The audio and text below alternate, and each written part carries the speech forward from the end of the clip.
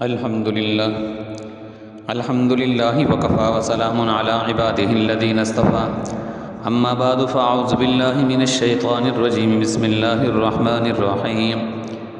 انا فتحنا لك فتحا مبینا وقال فی موضع آخر لقد رضی اللہ عن المؤمنین اذ یبایعونک تحت الشجرہ صدق اللہ العظیم۔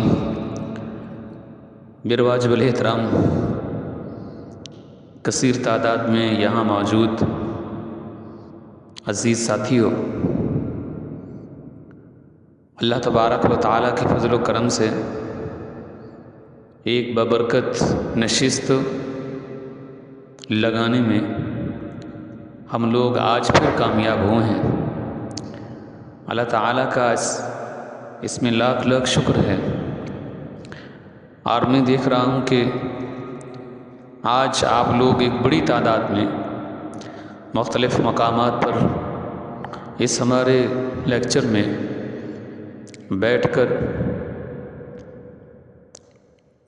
مستفید ہونے کی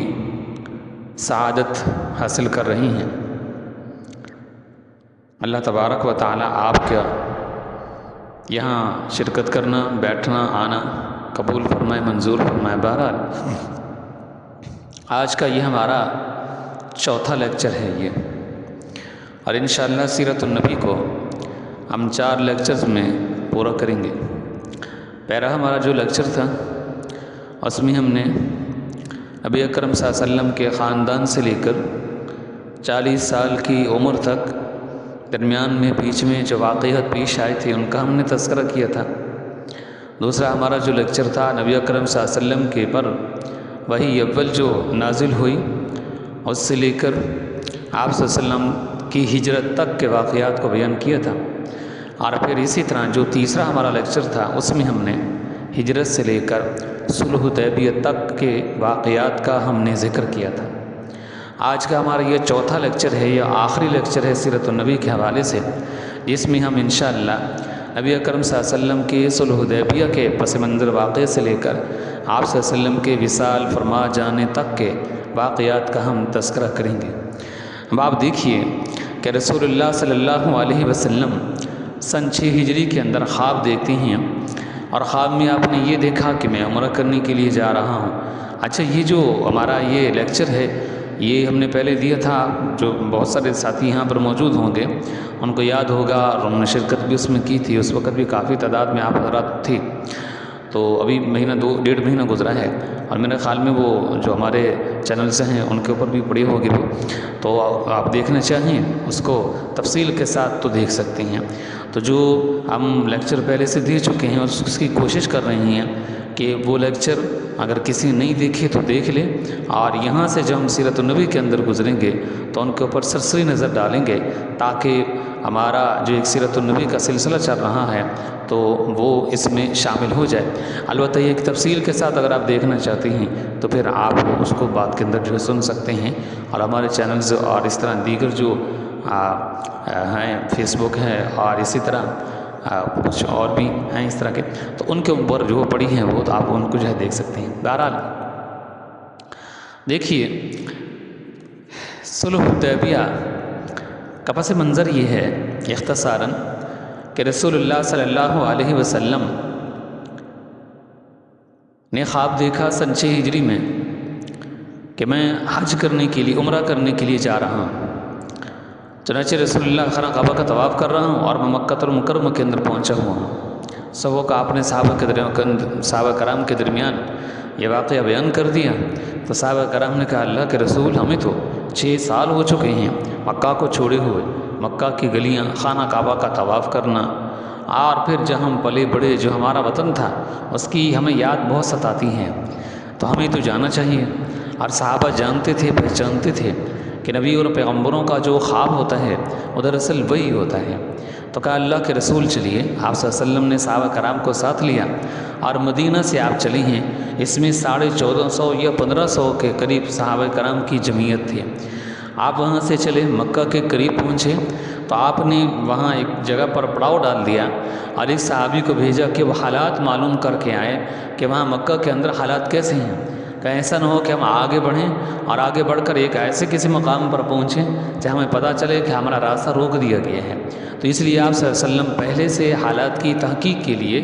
آپ نے ایک صحابی کو بھیج دیا۔ چنانچہ وہ صحابی گئے، واپس آئے اور آ کر بتلایا کہ اللہ کے رسول جس چیز کا آپ کو خدشہ تھا وہی ہوا کہ ان لوگوں نے آپ کا راستہ روک رکھا ہے۔ خالد ابن ولید، اکرمہ بن ابی جہل، یہ دونوں بعد بھی مسلمان ہو گئے تھے۔ یہ اس واقعے سے متصل بعد بھی مسلمان ہوئے ہیں۔ بلکہ اکرمہ بن ابی جہل سن 8 ہجری کے اندر اس سے 2 سال بعد یہ مسلمان ہوئے ہیں، اس واقعے سے 2 سال بعد۔ اور اسی طرح خالد بن ولید تو اس واقعے سے تھوڑا عرصہ کوئی 1 سال یا 1 سال سے بھی کم بنتا ہے، کم مدت بنتی ہے جس میں وہ مسلمان ہو گئے تھے وہ۔ اور یہ دونوں اس وقت یہ سپہ سالار تھے اور کفار کی جانب سے یہ کفار کی جانب سے یہ سمجھے کہ ایک دستے لے کر مسلمانوں کے ان مقامات پر راستوں پر آ کر بیٹھ گئے تھے جہاں سے مسلمانوں نے وہاں مکہ کے اندر انٹر ہونا تھا، داخل ہونا تھا۔ چنانچہ نبی اکرم صلی اللہ علیہ وسلم کو جب یہ اطلاع ملی کہ آگے سے اکرمہ بن ابی جہل، خالد بن ولید نے راستہ روک رکھا ہے، تو آپ صلی اللہ علیہ وسلم نے ایک صحابی کی راہ پر اس عام راستوں کو چھوڑ دیا، شارع عام کو چھوڑ دیا اور راستہ اختیار کرتے ہوئے جو کہ پہاڑی راستہ تھا، مشکل راستہ تھا، آپ صلی اللہ علیہ وسلم حدیبیہ کے مقام پر پہنچے اور وہاں آپ کی کسوانہ میں اونٹنی وہاں بیٹھ گئی۔ رسول اللہ صلی اللہ علیہ وسلم نے فرمایا کہ اللہ نے اس کو بٹھا دیا ہے، تو وہاں کئی سارے معجزات بھی وہاں اس کا ظہور ہوا، پانی کے معجزات کا۔ چنانچہ آپ صلی اللہ علیہ وسلم نے حضرت عثمان غنی رضی اللہ تعالیٰ عنہ کو بلایا اور ان کو بلا کر فرمایا کہ جاؤ مکہ والوں سے کہو کہ ہم لوگ یہاں آئے ہیں صرف بیت اللہ کا طواف کرنے کے لیے، آپ ہمیں اجازت دے دو تو آپ کر کے ہم واپس چلے جائیں گے عمرہ کر کے۔ تو اس پر ابو سفیان نے اجازت نہ دی، بالآخر ان صلح ہوئی کہ انہوں نے ایک آدمی بھیجا آپ صلی اللہ علیہ وسلم کی خدمت میں اور پھر صلح ہو گئی۔ کچھ شرائط تھیں جن شرائط کو قبول کیا گیا، منظور کیا گیا متفقہ طور پر۔ اب جب یہ صلح ہو گئی تو نبی اکرم صلی اللہ علیہ وسلم نے صحابہ کرام کو حکم دیا کہ اپنے احرام کھول دو اور اسی طرح ہدیے کے جو جانور لے کے ان کو قربان کرو۔ چنانچہ سب نے اپنے ہدیے کے جانوروں کو بھی قربان کیا اور اپنے احرام وغیرہ کھول دیے۔ وہاں سے واپسی ہوئے، راستے کے اندر سورہ فتح جو ہے نازل ہوئی، جس میں اللہ تبارک و تعالی نے پیشین گوئی عطا فرمائی۔ اب یہ جو سورہ فتح ہے اس میں اللہ تبارک و تعالی نے فتح مکہ کی پیشین گوئی بھی دی ہے، اور اسی طرح آپ آگے چل کر دیکھیں گے غزوہ خیبر سے متعلق وہ پیشین گوئی بھی اس کے اندر شامل ہے، داخل ہے۔ تو آپ صلی اللہ علیہ وسلم جیسے ہی سن 6 ہجری کے اندر وہاں سے فارغ ہونے کے بعد ان کے ساتھ معاہدہ کرنے کے بعد واپس آئے ہیں، اب آپ دیکھیں گے کہ مسلمان کفار مکہ کی جانب سے اب مطمئن ہو گئے، ورنہ اس طرف سے ہر وقت خدشہ رہتا تھا کہ کسی وقت ہو سکتا ہے کہ یہ جو دشمن بیٹھے ہیں ہمارے پرانے دشمن تو کسی وقت بھی حملہ کر سکتے ہیں۔ جب مسلمان وہاں مکہ کے قریب سے گزرنے کی کوشش کرتے تو بہت بہتری کوشش کرتے کہ کسی طریقے سے ان کے ہاتھ میں نہ آ جائے، تو بڑی چستی کے ساتھ، چالاکی کے ساتھ وہاں سے گزرنا ہوتا تھا اور ڈرتے ہوئے، خوف کرتے ہوئے وہاں سے گزر ہوتا تھا۔ اور مکہ والے تو مدینہ کے قریب سے گزرتے ہی نہیں تھے، بہت دور دور سے گزرتے تھے، اور وہ بھی بہت دور سے گزرتے تھے اور تھر تھراتے ہوئے اور ڈرتے ہوئے کہ ایسا نہ ہو کہ مسلمانوں کے ہاتھوں میں آ جائیں اور وہ گرفتار کر کے اپنے پیغمبر محمد صلی اللہ علیہ وسلم کے پاس ہمیں لے جائیں۔ تو اس لحاظ سے دونوں کا ایک طرح کا سمجھے کہ دوریاں تھیں اور بعد تھا مسلمانوں کا مکہ والوں کے ساتھ۔ لیکن جب یہ معاہدہ ہو گیا تو اب وہ ساری بعد بھی ختم ہو گیا، وہ دوریاں بھی ختم ہو گئیں، وہ جو خدشات سے وہ بھی ختم ہو گئے، اور اس طرح جو ڈر تھا، ایک دوسرے کا خوف تھا، وہ بھی ختم ہو گیا۔ اب مکہ والے ادھر آنے لگے، ادھر کے مسلمان وہاں جانے لگے، اور جن کی پہلے سے وہاں دوستیاں تھیں یعنی اسلام سے پہلے، تو وہ اپنے دوستوں کو ملنے وہاں چلے جاتے تھے، اور وہاں مکہ والے یہاں مدینہ والوں کے پاس آ جاتے تھے اور ان کے پاس آ کے ٹھہر جاتے تھے، پھر وہی پرانی گپ شپ اور وہی پرانی باتیں جو ایک وقت وہاں گزار کر آئے تھے۔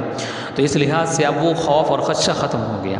جب وہ کفار مکہ مسلمانوں کے قریب ہوئے اور یہاں قریب ہو کر ان کا اٹھنا بیٹھنا، ان کا سلیقہ بندی، ان کا کھانا پینا، بات کرنے کا ڈھنگ، نماز پڑھنے کا طریقہ، اور جھوٹ نہ بولنا، سچ بولنا، سامانت، دیانت، صداقت، ساری چیزوں کو دیکھا تو دل ہی دل کے اندر وہ خود فیصلہ کرتے تھے کہ یار ہم جو زندگی گزار رہے ہیں نا، وہ تو ہماری زندگی جانوروں والی زندگی ہے، اصل زندگی تو ان لوگوں کی ہے، ہم تو ان کے قریب نہیں ہوئے تھے۔ پہلی مرتبہ یہ اول کے اندر ہمارے دلوں کے اندر ان کے بارے میں بغض بھر دیا گیا تھا، جس کی وجہ سے ہم کہتے تھے برے ہیں یہ، بہت برے ہیں یہ، ہم اچھے ہیں، ہماری زندگی ان سے بہتر ہے، ان کی زندگی ہم سے بری ہے۔ اور اس لحاظ سے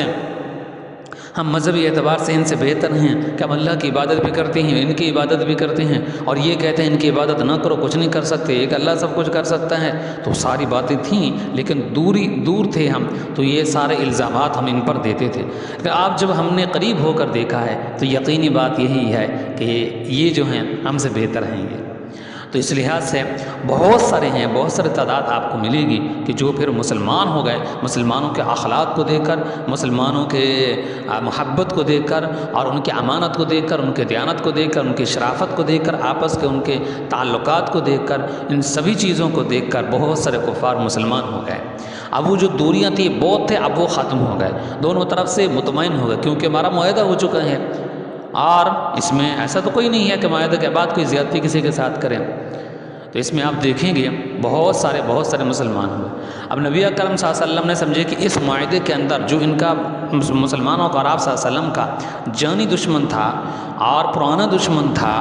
تو ازلی دشمن تھا، یوں سمجھیں کہ ازلی دشمن تھا، تو اس لحاظ سے ان کو آپ صلی اللہ علیہ وسلم نے معاہدہ کر کے ان کو جھگڑ لیا۔ اب آپ باقی جو ہے بچ گئے ہیں یہاں خیبر کے یہودی۔ آپ جانتے ہیں کہ خیبر کے یہودی ہیں کہ جنہوں نے کفار مکہ کو بہت اکسایا تھا اور بہت مرتبہ ان کو لے کے آتے تھے کہ آؤ مدینہ پر حملہ کرتے ہیں۔ اب دیکھیں گے غزوہ خندق کے اندر یہ ساری اشارات انہیں کی تھی، وہ نہیں آتے تھے حملہ کرنے کے لیے اور نہ ان کا ارادہ تھا، یہ خیبر والوں کی شرارت تھی ساری۔ اور ادھر مدینہ کے اندر خود یہ جو یہاں پر ایک قبیلہ بچا ہوا تھا، یہاں دو تو نکال دیے گئے تھے، تو انہوں نے بھی جا کر وہاں مکہ والوں کو اکسایا کہ تم آؤ ہم تمہارا ساتھ دیتے ہیں، ادھر سے تم آ جاؤ ادھر سے ہم ہیں، اور ان سب کو ملیا میٹ کر دیں گے، مٹا کر کے رکھ دیں گے۔ خیبر کے یہودی انہوں نے کہا کہ ہم تمہارا ساتھ دیں گے۔ بدر کے اندر ان لوگوں نے تمہارے بڑے بڑے لوگوں کو قتل کر کے رکھ دیا، ان کی کیا ضرورت ہے، آ جاؤ ہم تمہارا ساتھ دیں گے۔ ان کو پتہ چلے گا کہ کسی ہم نے لڑائی کی ہے اور ایسے گروہ کے ساتھ ہم نے لڑائی کی ہے، ایسے گروپ کے ساتھ ہم نے لڑائی کی ہے، ایسے جماعت کے ساتھ ہم نے جو ہے گروہ ہم نے لڑائی کی ہے کہ جو لڑائی کے اندر مہارت رکھتا تھا، ان کو پتہ چل جائے گا۔ چنانچہ اس لحاظ سے پھر وہاں سے اکٹھا کر کے لائے، اور اس کے بعد بھی اکساتے رکھتے تھے یہ، اور وہاں جا کر وہ شعر پڑھنا، ابو سفیان کو جا کر اس کو اکسانا، جو بدر کے اندر ان کے لوگ قتل ہوئے ان کے بارے میں مرثیے وہاں جا کر پڑھنا تاکہ ان کو اکسایا جائے، زیادہ سے زیادہ ان کو رلایا جائے ان کو،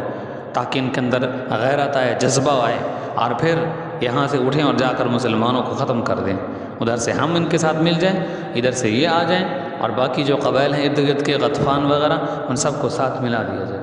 تو ان کا اکسانا، بھڑکانا، آگ جلانا، یہ ان کا کام تھا خیبر والوں کا۔ نبی اکرم صلی اللہ علیہ وسلم کے خاص نظر کے اندر تھے یہ، لیکن آپ صلی اللہ علیہ وسلم یہ چاہتے تھے کہ کسی طریقے سے ان کو کسی طریقے سے روک لیا جائے اور ان کو جکڑ لیا جائے، اور پھر ان سے پوچھا جائے کہ اب تم بتاؤ۔ آپ دیکھیں گے جیسے نبی اکرم صلی اللہ علیہ وسلم ادھر سے فارغ ہوئے، ان کے ساتھ معاہدہ کیا، ان کے ہاتھ کو یہ کہ باندھ دیے صلح کے اندر، تو پھر آپ صلی اللہ علیہ وسلم ان کے اوپر چڑھائی کر دی اس سے اگلے سال۔ بہرحال اگلا سال بھی نہیں، یوں سمجھے کہ سال تو شروع ہو گیا تھا، لیکن یہ چند مہینے بنتے ہیں یہ ذی القعدہ کے مہینہ کے اندر یہ صلح حدیبیہ کا واقعہ پیش آیا، اور پھر اس کے بعد ذی الحجہ کا مہینہ آیا، اور اس کے بعد محرم آیا، محرم کے اندر آپ نے اٹیک کر دیا۔ یہ 2 مہینے بنتے ہیں یہ۔ تو یہ واقعہ سن 6 ہجری کا بنتا ہے یہ، چونکہ نیا سال محرم کے اندر شروع ہو چکا تھا، تو اس لحاظ سے سن 7 ہجری کا آغاز تھا، محرم کا مہینہ تھا، پہلا مہینہ تھا کہ جب آپ نے خیبر کے اوپر اٹیک کیا۔ تو سن 6 ہجری میں رسول اللہ صلی اللہ علیہ وسلم جیسے ان سے صلح سے فراغت آپ نے پائی، تو فراغت کے بعد نبی اکرم صلی اللہ علیہ وسلم نے آپ خطوط لکھنے شروع کر دیے۔ آپ نے صحابہ کرام کو بلایا، اور بلا کر آپ نے ارشاد فرمایا کہ دیکھو مجھے اللہ تبارک و تعالی نے نبوت عطا فرمائی ہے، اور اللہ تبارک و تعالی مجھ کو رسالت عطا فرمائی ہے۔ میری نبوت اور رسالت خاص مکہ کے لیے نہیں تھی، خاص مدینہ کے لیے نہیں تھی، بلکہ خاص جزیرہ نما عرب کے لیے نہیں ہے، بلکہ میری نبوت اور رسالت پوری دنیا کے لیے ہے اور قیامت تک کے لیے ہے۔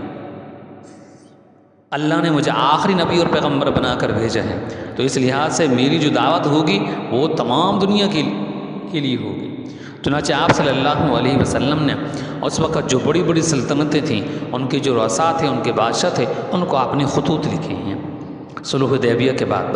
پھر میں آپ کو کہہ دوں کہ صلح حدیبیہ کا جو پس منظر ہے وہ ہم نے تفصیل کے ساتھ اس کو لیا ہے، ابھی تو میں نے شارٹ کٹ کیا ہے اس کو، تو وہ آپ بعد کے اندر جو اس کو ڈھونڈ کے آپ سن سکتے ہیں،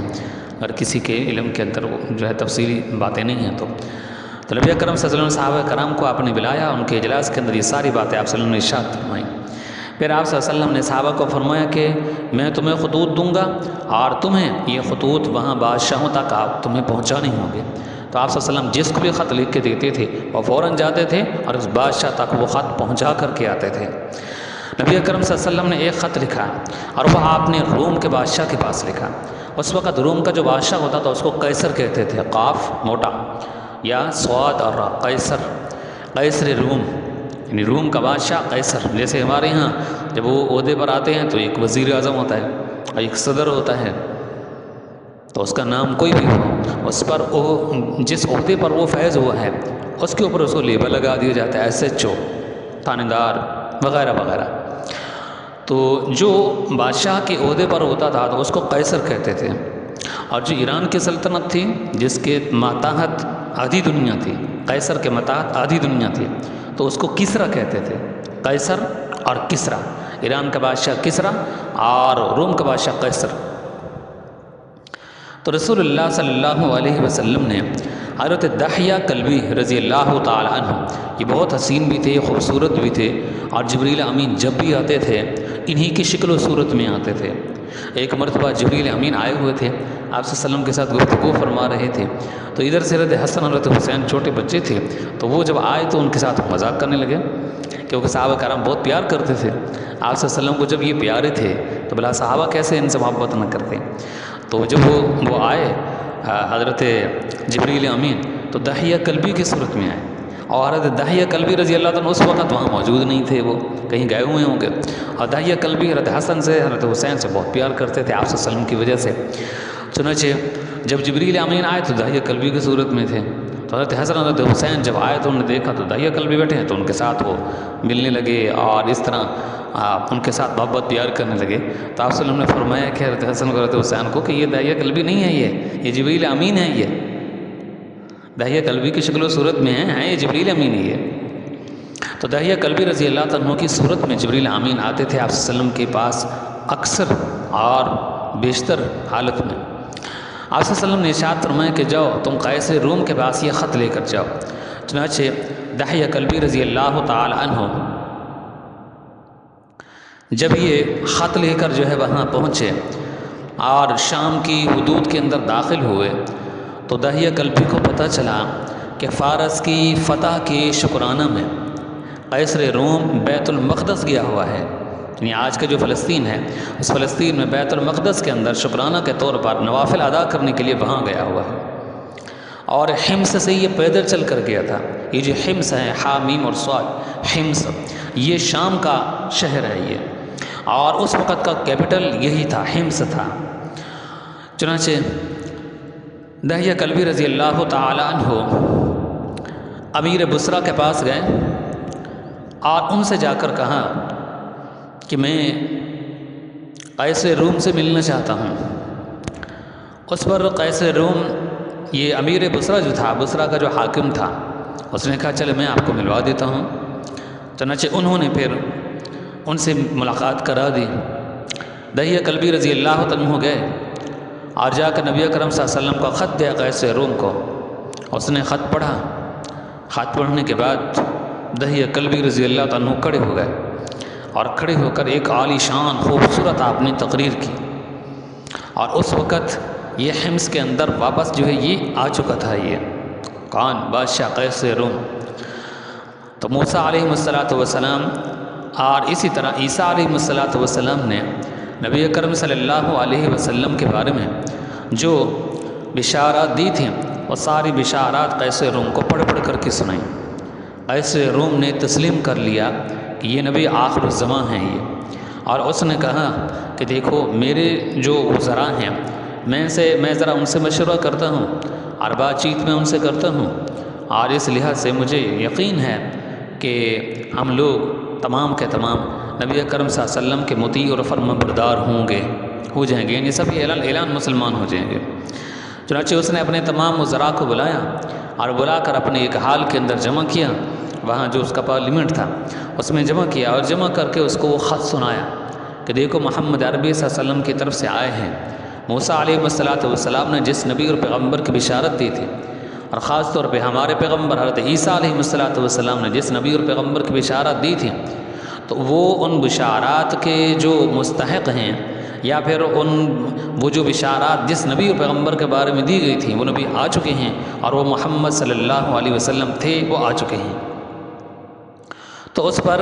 تمام وزراء جو وہاں پر بیٹھے تھے وہ گدھوں کی صورت میں آوازیں نکالنے لگے اور قیصر روم سے بری بری باتیں کرنے لگے۔ ایک کتاب کے اندر تو موجود تھا کہ قیصر روم نے اس طرح کیا تھا کہ ان سب کو نیچے ایک ہال کے اندر جمع کر دیا، اور خود ذرا اونچی جگہ تھی وہ، جیسے دوسری منزل ہوتی ہے تو ایک درمیان کے اندر جگہ جو ہے چھوٹی ہوئی ہو، تو اس لحاظ سے وہ ذرا اوپر کھڑا تھا، اور نیچے والے سب اوپر کی طرف گردنیں اٹھا کر اس کو دیکھ رہے تھے، جیسے کہ پارلیمنٹ میں ہوتا ہے کہ وہ نیچے بیٹھے ہوتے ہیں اور ادھر ادھر جو بڑے اسٹیڈیم کی طرح جو جگہ اوپر کی طرف اوپر تک بنی ہوتی ہیں، تو اس لحاظ سے قیصر اوپر بیٹھا تھا یہ، اور وہ سارے نیچے ہال کے اندر بیٹھے تھے وہ، تو اس لحاظ سے اوپر سے وہ خطاب کر رہا تھا، اور وہ رکا بھی سنا رہا تھا، وہ جو خط آپ وسلم کی طرف سے وہ پڑھ پڑھ کر سنا رہا تھا۔ تو وہ کوشش کر رہے تھے کہ کسی طریقے سے ہم اوپر جائیں اور جا کر قیصر کو قتل کر دیں، کہ اس نے کیوں یہ کہا ہے کہ ہم بھی مسلمان ہونا چاہتے ہیں، اور ہم سے اس نے کیوں مشورہ طلب کیا ہے اس بارے میں کہ ہم مسلمان ہو جائیں۔ چنانچہ اوپر چڑھنے کی انہوں نے کوشش کی، لیکن جب قیصر نے یہ دیکھا تو اس نے دہیہ قلبی کو کہا کہ اب تم نے اپنی آنکھوں سے دیکھ لی ہے، یہ گدھے لوگ ہیں، یہ نہیں ہے بات کو ماننے والے، تسلیم کرنے والے، یہ تو ابھی میں نے دروازے ادھر سے بند کرا دیا، اب یہ کوشش کر رہے ہیں اوپر چڑھنے کی، کسی طریقے سے مجھے قتل کر دے، میں نے کیوں ان سے کہا ہے کہ تم مسلمان ہو جاؤ، تو اس لحاظ سے میری مجبوری ہے، میری سلطنت بھی جاتی رہے گی، جان سوئی لوگ مجھے جو ہے قتل کر دیں گے، تو اس میں میری مجبوری ہے۔ تو اس پر اس نے پھر اپنا پیترا جو ہے تبدیل کیا، اس نے کہا کہ دیکھو میں تم سے امتحان لینا چاہتا تھا کہ تم اپنے عقیدے میں، اپنے نظریے میں اور اپنے مذہب کے اندر تم کتنے پختہ ہو، بس میں نے دیکھ لی ہے، تم اپنے عقیدے میں بڑے مضبوط ہو، اور مجھے یہی جانچنا تھا، باقی یہ کوئی بات نہیں ہے کہ میں تمہیں کہتا کہ تم مسلمان ہو جاؤ، بس میں تمہارا امتحان کرنا چاہتا تھا۔ تو اس نے بات کو جو ہے تبدیل کر دیا، پیتلا اس نے تبدیل کر دیا، اور دہیہ قلبی کو ایک طرف بلا کر کہا کہ تم واپس لے جاؤ، میری حکومت کا مسئلہ ہے، میری سلطنت کا مسئلہ ہے، یہ لوگ مجھے بھی قتل کر دیں گے اور یہ مسلمان نہیں ہوں گے یہ۔ چنانچہ اس پر اس نے کہا چلے تم اس طرح کرو کہ اسقف اعظم، یعنی جو ہمارا بہت بڑا پیشوا ہے، عالم ہے، وہ فلاں جگہ پر رہتا ہے، تم اس کے پاس چلے جاؤ، دہیہ قلبی سے کہا، اور یہ خط بھی جا کر ان کو دو، ہو سکتا ہے کہ یہ لوگ اس کی بات کو مان لیں، یعنی میں تو ایک بادشاہ ہوں لیکن وہ بہت بڑا عالم ہے اور یہ سارے لوگ اس کی عزت کرتے ہیں، اس کا احترام کرتے ہیں، اگر آپ اس کے پاس چلے جاتے ہیں اور وہ ان کو بلائیں ان کو، اور وہ جو اسقف اعظم ہے وہ ان کو دعوت دے، ہو سکتا ہے کہ مسلمان ہو جائیں یہ، آپ اس کے پاس لے جائیں۔ چنانچہ دہیہ قلبی رضی اللہ تعالیٰ عنہ کہتے ہیں کہ میں قیصر سے وہاں سے واپس لوٹا اور سیدھا میں وہاں پہنچا اسقف اعظم کے پاس، اور جا کر میں نے جو پچھلے واقعات تھے وہ بھی میں نے ان کو بتلائے اور وہ خط بھی دیا، تو وہ ایک کوٹڑی کے اندر چلا گیا، میرا خط اس نے دیکھا، پڑھا، کوٹڑی تھی ایک چھوٹی سی، اس کے اندر چلا گیا اور وہاں جا کر اس نے کپڑے تبدیل کیے، عصا اور لاٹھی اپنے ہاتھ کے اندر لی، سفید اس نے کپڑے پہنے، تیاری وغیرہ کر کے وہاں سے واپس آ گیا، اور قریب کنیسہ تھا، وہ اپنے کنیسہ کے اندر وہاں چلا گیا، تو اس نے جا کر تمام بڑے بڑے لوگوں کو پاس اس نے پیغامات بھیجوائے، سبھی لوگ وہاں جمع ہو گئے، تو اس نے پھر وہ جو خط تھا نبی اکرم صلی اللہ علیہ وسلم کا جو میں نے اس کو دیا تھا، اس نے وہ خط لیا اور لے کر سب کو پڑھ کر اس نے سنایا اس نے، تو اس پر وہ جتنے لوگ وہاں بیٹھے تھے وہ سبھی کے سبھی مشتعل ہو گئے، کسی نے جوتا اٹھا کر مارا، کسی نے لاٹھی اٹھا کر ماری، دہیہ قلبی کہتے ہیں میری آنکھوں کے سامنے انہوں نے اپنے اتنے بڑے عالم کو جس کی بڑی قدر کرتے تھے اور پورا ملک سمجھے کہ اس کے اشارات پر چلتا تھا، ان عیسائیوں نے ان کو قتل کر دیا اور میرے دیکھتے ہی دیکھتے اس کو قتل کر ڈالا، مار ڈالا اس کو۔ تو دہیہ قلبی کہتے ہیں وہاں سے پھر میں بادشاہ کے پاس ہے اور آ کر اس کو پھر میں نے بتلایا، تو اس نے کہا تم نے دیکھ لیا، اس اسقف اعظم کی عزت اور احترام مجھ سے بڑا تھا، زیادہ تھا، لیکن اس کی تم نے حالت دیکھی، اس کو مار ڈالا ان لوگوں نے، اس وقت میں پیترا نہ تبدیل کرتا تو یہ مجھے مارنے کے لیے اوپر آ رہے تھے یہ۔ دہیہ قلبی کہتے ہیں رضی اللہ تعالیٰ عنہ کہ اس کے بعد اس نے کہا چلیں یہاں فلسطین غزہ کے اندر پتہ کریں یہاں کوئی مکہ سے کوئی آیا ہوا ہے تاکہ میں اس سے کوئی جان پہچان کروں اور اس سے کوئی سوالات کروں۔ تو پتہ چلا کہ ہاں یہ جو منڈی ہے یہاں غزہ میں، اس منڈی کے اندر کچھ لوگ ہیں جو مکہ سے آئے ہیں اور یہاں منڈی کے اندر تجارت وغیرہ کی غرض سے یہاں آئے ہوئے ہیں، اور اس میں ابو سفیان بھی تھا اور باقی اس کے ساتھی تھے۔ تو اس نے سب کو بلوا لیا اور ابو سفیان سمجھے کہ بڑا تھا اور وہ جنگی بھی گئی لڑ چکا تھا، وہ قائد تھا وہ. تو اس نے ابو سفیان کو اپنے سامنے بٹھایا. کہاں کے رہنے والے ہو؟ ابو سفیان نے کہا میں مکہ کا رہنے والا ہوں. محمد عربی صلی اللہ علیہ وسلم کو جانتے ہو؟ جی جانتا ہوں میں. تمہاری کہ ان کے ساتھ جنگی بھی ہوئی ہیں؟ جی جنگی ہوئی ہیں ہماری ان کے ساتھ، ہم نے لڑائی کی ہیں ان کے ساتھ. اچھا مکہ میں پیدا ہوا؟ جی مکہ کے اندر وہ پیدا ہوئے تھے. وہ آپ کے عزیز ہیں؟ جی ہمارے عزیز ہیں، ہمارے قبیلہ کے تھے وہ، اور اوپر کے نسب میں جا کر ہمارا نسب ان کا نسب مل جاتا ہے، اچھی طریقے سے ہم جانتے ہیں ان کو. تو اس پر اس نے کہا اچھا کئی سارے اس کے سوالات تھے، یہ بتاؤ جو اس پر ایمان لے کر کے آئے ہیں وہ کیسے لوگ ہیں؟ اس نے کہا کہ وہ تو بہت ہی خفیف لوگ ہیں، غریب لوگ ہیں، جو ان کے اوپر کمزور لوگ ہیں جو ایمان لے کر کے آئے ہیں. پھر قیس روم نے ان سے سوال کیا جب تم ان کے ساتھ تم نے جنگیں لڑی ہیں تو ان جنگوں کے اندر تم ان کو کیسا پاتے ہو؟ تو اس پر ابو سفیان نے کہا کہ کبھی وہ ہم سے بازی لے جاتے ہیں اور کبھی ہم ان سے بازی لے جاتے ہیں. بدر میں انہوں نے ہمارے لوگوں کو قتل کیا تو احد کے اندر ہم نے ان کے لوگوں کو شہید کر ڈالا، تو ہم نے انتقام لے لیا. بعض جنگوں کے اندر وہ ہم سے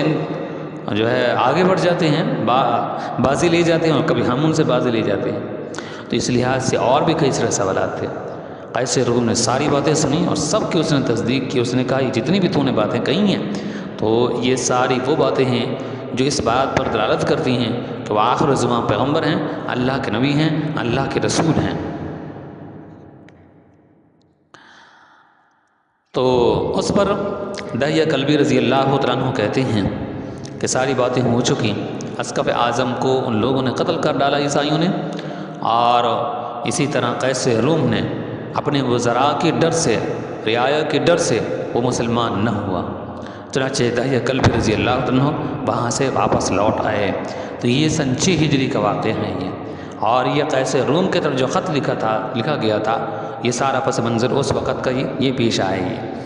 اسی طرح آپ دیکھیں گے نبی اکرم صلی اللہ علیہ وسلم نے دوسرا خط لکھا، اور یہ دوسرا خط آپ نے خسرو پرویز کو لکھا. آپ یاد رکھیں یہ جو خطوط لکھے جا رہے تھے یہ تسلسل کے ساتھ خطوط لکھے جا رہے ہیں. یعنی ایک خط آپ نے لکھا اور ایک آدمی کو دیا کہ تم وہاں چلے جاؤ، دوسرا خط لکھا آپ نے فرمایا کہ تم وہاں چلے جاؤ، تیسرا خط آپ نے لکھا تو آپ نے فرمایا کہ تم وہاں اسکندریہ کے اندر چلے جاؤ، چوتھا خط آپ نے لکھا تو فرمایا کہ وہاں آپ بحرین کے اندر چلے جاؤ. تو اس طرح مسلسل خطوط لکھ کے مختلف آپ نے صحابہ کرام کو دیے اور ان کو آپ نے دوڑا دیا کہ تم وہاں چلے جاؤ اور یہ خطوط میرے وہاں جا کر پہنچا کر کے آؤ. جس طرح ایک آپ نے خط لکھا تو قیصر کی طرف جو ہے داہیہ کلبی کو بھیج دیا، تو دوسرا آپ نے خط لکھا اس صحابی کو دیا، فرمایا کہ تم خسرو پرویز کے پاس چلے جاؤ جو ایران کا جو ہے بادشاہ ہے ان کے پاس چلے جاؤ. تو چونکہ قیصر کی حکومت بڑی تھی اور اس طرح ان کی جو دائرہ تھا وہ بہت وسیع تھا ان کی سلطنت کا، اس لیے آپ نے پہلا خط ان کو دیا. اور اس کے جو مد مقابل تھا دوسرے نمبر پر وہ کسریٰ کی حکومت تھی، وہ شاہ ایران کی حکومت تھی. تو آپ صلی اللہ علیہ وسلم نے دوسرا خط لکھا اور فرمایا کہ تم اس کے پاس لے جاؤ. اور اس وقت دنیا کے اندر جو بڑی طاقتیں تھیں، سپر پاور تھی، اس وقت یہ 2 ہی تھیں، قیس روم اور اسی طرح کسریٰ ایران. جس طرح کہ آج امریکہ ہے اور دوسرے نمبر پر آج کل کے لحاظ سے وہ رشیا ہے وہ، اور یہ دونوں آپس میں ایک دوسرے کے ٹکر دیتے رہتے ہیں، ایک دوسرے کے مخالف چلتے رہتے ہیں یہ. اور جہاں کہیں کوئی ایک ملک کے اوپر کوئی حملہ کرتا ہے ان 2 ممالک میں سے تو دوسرا اس کو زیر کرنے کے لیے اس کا جو مخالف ہوتا ہے اس کو ساتھ دیتا ہے. تو اس لحاظ سے اس وقت یہ 2 بڑی طاقتیں تھیں. تو نبی اکرم صلی اللہ علیہ وسلم نے بھی پہلے خطوط ان کے پاس لکھے. اب دیکھیں کہ عبداللہ بن حذافہ سہمی رضی اللہ تعالیٰ عنہ یہ صحابی رسول تھے. آپ صلی اللہ علیہ وسلم نے خط ان کو دیا اور دیا فرمایا کہ تم اس خط کو لے جاؤ اور جا کر کسریٰ ایران کو پیش کرو. چنانچہ جب یہ صحابی رسول خط لے کر گئے تو اس نے عبداللہ بن حذافہ سہمی رضی اللہ عنہ کا خط دیکھا تو خط پڑھا اور فوراً برہم ہو گیا. اس نے کہا کہ نعوذ باللہ، یہ ہمارا غلام ہو کر یہ ہماری زیر سلطنت میں رہ کر یہ پہلے اپنا نام لکھتا ہے اور بعد میرا نام لکھتا ہے یہ. کیونکہ خط جو لکھا تھا اس میں تحریر یہ تھی کہ یہ خط ہے محمد بن عبداللہ صلی اللہ علیہ وسلم کی طرف سے شاہ کسریٰ ایران کی طرف. تو آپ صلی اللہ علیہ وسلم کا نام پہلے ہوا اور بعد میں شاہ کسریٰ کا ایران تھا، خسرو پرویز کا. تو اس لیے اس پر اس نے کہا کہ اس نے اپنا خط پہلے اپنے خط کے اندر اپنا نام پہلے کیسے لکھ دیا؟ یہ تو توہین کر ڈالی اس نے. میں ان کا بادشاہ ہوں، آقا ہوں، میرا نام پہلے لکھتے ہو. تو اس پر اتنا وہ غضبناک ہوا کہ اس نے اس خط کے ٹکڑے کر دیے. نبی اکرم صلی اللہ علیہ وسلم کو جب یہ خبر ملی تو آپ نے فرمایا کہ اس نے میرے خط کے ٹکڑے نہیں کیے، اپنی سلطنت کے اس نے ٹکڑے کر دیے ہیں. اس کی سلطنت اسی طرح ٹکڑے ہو گئی، اور پھر رہتی دنیا نے دیکھا ہے کہ اس کی سلطنت واقعی اسی طرح ٹکڑے ہو گئی۔ چنانچہ اس نے صرف اتنا ہی نہیں کیا، بلکہ اس نے بازان نامی یمن کے اندر جو اس کا سمجھے کہ یہاں کا حاکم تھا، گورنر تھا، اس نے اس کو خط لکھا، یعنی کسریٰ ایران خسرو پرویز نے خط لکھا اس کے زیر تحت جو حکومت تھی یمن کے اندر، بازان نامی گورنر تھا یہاں موجود، اس کو خط لکھا، اور خط کے اندر اس نے کہا کہ یہ مدینہ کے اندر محمد صلی اللہ علیہ وسلم رہتے ہیں، ان کو گرفتار کر کے میرے پاس بھیجوا دو۔ چنانچہ 2 آدمی آپ کو گرفتار کرنے کے لیے مدینہ کے اندر آ گئے۔ نبی اکرم صلی اللہ علیہ وسلم کو آ کر بتلایا کہ شاہ کسریٰ نے پیغام بھیجا ہے یمن کے بادشاہ کے پاس، اور اس نے ہم کو بھیجا ہے کہ ہم آپ کو گرفتار کرنے کے لیے آئے ہیں۔ آپ نے وہ خط لکھا تھا، اور اس خط کے اندر وہ بادشاہ کہتا ہے کہ میری بے حرمتی کی گئی تھی، کہ میرا نام بعد میں لکھا گیا اور اس نے اپنا نام پہلے لکھا ہے۔ ایک دوسری بات یہ ہے کہ وہ مجھے کہتے ہیں وہ کہ تم جو ہے مسلمان ہو جاؤ اور اس میں تمہاری سلامتی ہوگی، تو آپ کو گرفتار کرنے کے لیے آپ نے فرمایا کہ تم میرے مہمان ہو، یہیں ٹھہر جاؤ، کل صبح بتائیں گے آپ کو۔ چنانچہ وہ وہاں ٹھہر گئے، رات سوئے، صبح ہوئے تو پھر وہ آ گئے آپ صلی اللہ علیہ وسلم کی خدمت میں۔ آپ نے فرمایا کیا کیسے ہو؟ کہا کہ ہم آپ کے پاس آئے ہیں، آپ کو لینے کے لیے آئے ہیں۔ تو آپ صلی اللہ علیہ وسلم نے فرمایا کہ تمہیں کس نے بھیجا ہے؟ کہا کہ خسرو پرویز کا پیغام آیا ہے بازان یمن کے بادشاہ کے پاس، اور اس نے ہمیں بھیجا ہے آپ کو گرفتار کرنے کے لیے۔ آپ نے فرمایا کہ تم کس خسرو پرویز کی بات کرتے ہو؟ وہ جو خسرو پرویز تھا وہ تو قتل کر دیا گیا، مار دیا گیا ہے، اس کے بیٹے شہریار نے اس کو رات کو قتل کر دیا، اسی رات کو۔ بس یہ سننے کی دیر تھی تو انہوں نے کہا کہ دیکھو ہمارے اوپر تو پریشر تھا اس کا، تو اس لحاظ سے ہم آپ کے پاس آئے تھے گرفتار کرنے کے لیے، اگر وہ قتل کر دیا گیا، مار دیا گیا، تو پھر ہمیں آپ کو لے جانے کی کیا ضرورت ہے؟ ہم واپس جاتے ہیں، تحقیق کرتے ہیں۔ چنانچہ واپس گئے، بازان کو جا کر بتلایا کہ وہ تو کہتے ہیں کہ وہ خسرو پرویز قتل کر دیا گیا ہے، اور ہم جب ان کو دیکھ رہے ہیں بڑے باروب شخصیت ہیں، وہ باقی اللہ کے نبی ہیں، اللہ کے پیغمبر ہیں، وہ ان کا دبدبہ ہے، بہت سے لوگ ہیں جو ان کے مطیع ہیں، فرما بردار ہیں۔ یعنی آپ صلی اللہ علیہ وسلم کی تعریف جا کر کی بازان کے ساتھ، بازان نے کہا کہ چلے پتہ کر لیتے ہیں کہ کیا واقعی مارا گیا ہے وہ خسرو پرویز۔ چنانچہ یہاں سے آدمی گیا اور وہاں پتہ چلا کہ ہاں جس رات کو آپ صلی اللہ علیہ وسلم نے یہ خبر دی تھی اسی رات کو اس کے بیٹے نے شہریار نے اس کو قتل کر دیا۔ تو اس لحاظ سے یہ جو تھا ایران کا بادشاہ تھا، اس نے نبی اکرم صلی اللہ علیہ وسلم کے خط کی بے حرمتی کی، تو آپ صلی اللہ علیہ وسلم نے فرمایا کہ اس نے میرے خط کو نہیں پھاڑا، ٹکڑے نہیں کیے، بلکہ اپنی سلطنت کے اس نے ٹکڑے کر دیے ہیں۔ آنے والے وقتوں نے دیکھا ہے کہ واقعی اس کی سلطنت جو ہے ٹکڑے ٹکڑے ہو گئی، اور پھر ساری سلطنت جو اتنی لمبی سلطنت، بڑی سلطنت تھی، وہ مسلمانوں کے حصہ میں آئی، مسلمانوں کے قبضہ میں آ گئی۔ نبی اکرم صلی اللہ علیہ وسلم نے ایک تیسرا خط لکھا، اور وہ خط آپ نے لکھا تھا نجاشی کی طرف۔ اب یہ جو نجاشی تھا یہ حبشہ کا بادشاہ تھا، یہ عمر بن امیہ زمری رضی اللہ تعالی عنہ، ان کو نبی اکرم صلی اللہ علیہ وسلم نے خط دیا اور فرمایا کہ تم یہ خط لے جاؤ اور اسحمہ جو بادشاہ ہے وہاں کا، اس کو جا کر یہ خط دو۔ چنانچہ جیسے یہ خط لے کر گئے، اس نے خط کو دیکھا، تخت سے نیچے اتر آیا اور زمین کے اوپر بیٹھ گیا، اور پھر اس خط کو چوما، آنکھوں کے ساتھ لگایا، سینے کے ساتھ لگایا اور کلمہ پڑھا، فوراً مسلمان ہو گیا۔ تو اسامہ جو بادشاہ تھا وہ مسلمان ہو گیا تھا، اور اس طرح آپ دیکھیں گے کہ وہ بادشاہ ہی تھا، وہ نجاشی یعنی جو اس کا تھا حبشہ کا بادشاہ تھا، وہ اسی نے صحابہ کرام کو پناہ دی تھی اپنے ہاں جب نبی اکرم صلی اللہ علیہ وسلم مکے کے اندر تھے۔ جعفر طیار رضی اللہ تعالی عنہ بھی انہی کے ہاں رہے تھے۔ اچھا، اس بارے میں 2 طرح کی روایت ہے۔ بعض حضرات کہتے ہیں کہ یہ جو اسامہ تھا جس کے بعد حضرت جعفر طیار تشریف لے گئے تھے، اور وہ پورا پس منظر آپ سن چکے ہیں، واقعہ آپ سن چکے ہیں، تو اس وقت کہتے ہیں کہ وہ اس وقت جعفر طیار کے ہاتھوں مسلمان ہو گیا تھا۔ بعضوں نے کہا نہیں کہ اس کا تو انتقال ہو گیا تھا اسامہ کا، البتہ یہ ہے کہ اس کی جگہ ایک اور بادشاہ تھا، چونکہ جو بھی اس بادشاہ کی سیٹ پر آتا تھا تو اس کو نجاشی کہتے تھے، تو اس کو بھی اس وجہ سے نجاشی کہتے تھے، لیکن وہ نہیں تھا جو اسحمہ تھا جس کا نام تھا، کہتے ہیں یہ اور نام کا تھا۔ بہرحال وہی تھا یا اور تھا، جب آپ نے خط بھیجا تھا تو وہ مسلمان ہو گیا تھا وہ۔ آپ صلی اللہ علیہ وسلم نے تیسرا خط لکھا،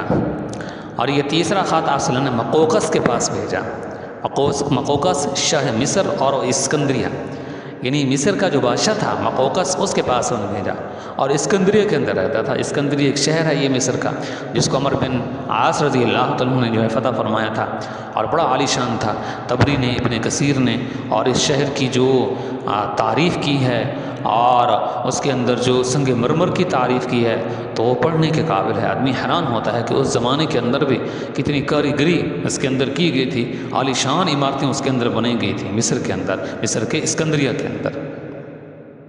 تو وہاں کا جو بادشاہ تھا مقوقس تھا، آپ صلی اللہ علیہ وسلم نے اس کے پاس حاتم بن ابی بلتہ رضی اللہ تعالیٰ عنہ کو بھیجا۔ چنانچہ یہ وہاں گئے، اور وہاں وہ بھی اسی طرح جب اس کے محل کے اندر داخل ہوئے حاتم بن ابی بلتہ، تو وہ اوپر جو ہے ایک طرح کا جھروکے کے اندر وہاں اوپر بیٹھا تھا وہ۔ تو حاتم بن ابی بلتہ نے نیچے سے خط ظاہر کیا اور یوں دکھلایا کہ یہ خط ہے، میں آپ کے پاس لے کے آیا ہوں، مجھے اجازت دو تاکہ میں آپ کے جو سنگتری ادھر کھڑے ہیں، مجھے اجازت دے دے محافظ تاکہ میں اوپر آؤں آپ کو یہ خط پیش کروں۔ تو اس پر اس نے سر ہلا دیا اور اشارہ کیا کہ تم ادھر سے آ جاؤ، اور میں ان سنگتریوں کو کہتا ہوں، یعنی ان محافظین کو، تو یہ آپ کو، میرے جو گارڈز ہیں یہ آپ کو اوپر آنے دیں گے۔ چنانچہ یہ اس طرف سے تشریف لے گئے، اور جب اوپر بالکل جو ہے چلے گئے جہاں بادشاہ بیٹھا تھا، تو جا کر اس کو خط دیا۔ مقوقس نے اس خط کو جو ہے پڑھا، اور خط کو جو ہے پڑھنے کے بعد وہ ذرا خاموش ہوا، تو حضرت حاتم بن ابی بلتہ رضی اللہ تعالیٰ عنہ نے وہاں سب کے سامنے تقریر کی۔ بادشاہ بھی بیٹھا تھا، وزراء بھی ہوں گے، اور اسی طرح اس کے جو دربانی تھے جو جگہ پر کھڑے تھے، ان سب کے سامنے تقریر کی، جب حضرت عیسیٰ علیہ السلام کے فضائل بیان کیے، اور کہا کہ ہماری شریعت میں اور ہمارے مذہب کے اندر آپ دیکھیے حضرت عیسیٰ علیہ السلام کا کتنا مرتبہ ہے، مقام ہے، اور جس طرح اللہ نے ان کو نبی اور پیغمبر بنایا تھا، اسی طرح محمد مصطفیٰ صلی اللہ علیہ وسلم کو بھی اللہ نبی اور پیغمبر بنا کر بھیجا ہے، لہٰذا تم ان کے اتباع کرو۔ چنانچہ اس نے آپ صلی اللہ علیہ وسلم کا خط لیا، اس خط کو اچھی طریقے سے پڑھا، پڑھنے کے بعد اس نے عزت کے ساتھ، احترام کے ساتھ اس خط کو ہاتھی دانت کے اندر رکھ دیا۔ ایک ڈبیا تھی خاص قسم کی، اور وہ ہاتھی دانت کی بنی ہوئی تھی، تو اس زمانے کے اندر ہاتھی دانت ڈبیا کہتے تھے، تو اس ڈبے کے اندر اس نے خط کو رکھ دیا۔ یعنی وہ جو ڈبہ تھا خاص قسم کا ڈبہ تھا بنا ہوا، جس کے اندر بادشاہ عالی شان چیزیں، اس کے اندر قیمتی چیزیں، جواہرات اس کے اندر رکھتے تھے، تو اس ڈبے کے اندر اس نے خط کو رکھ دیا، ہاتھی دانت ڈبہ میں۔ اور پھر اس نے جو ہے اس نے خط لکھے، اور خط لکھا نبی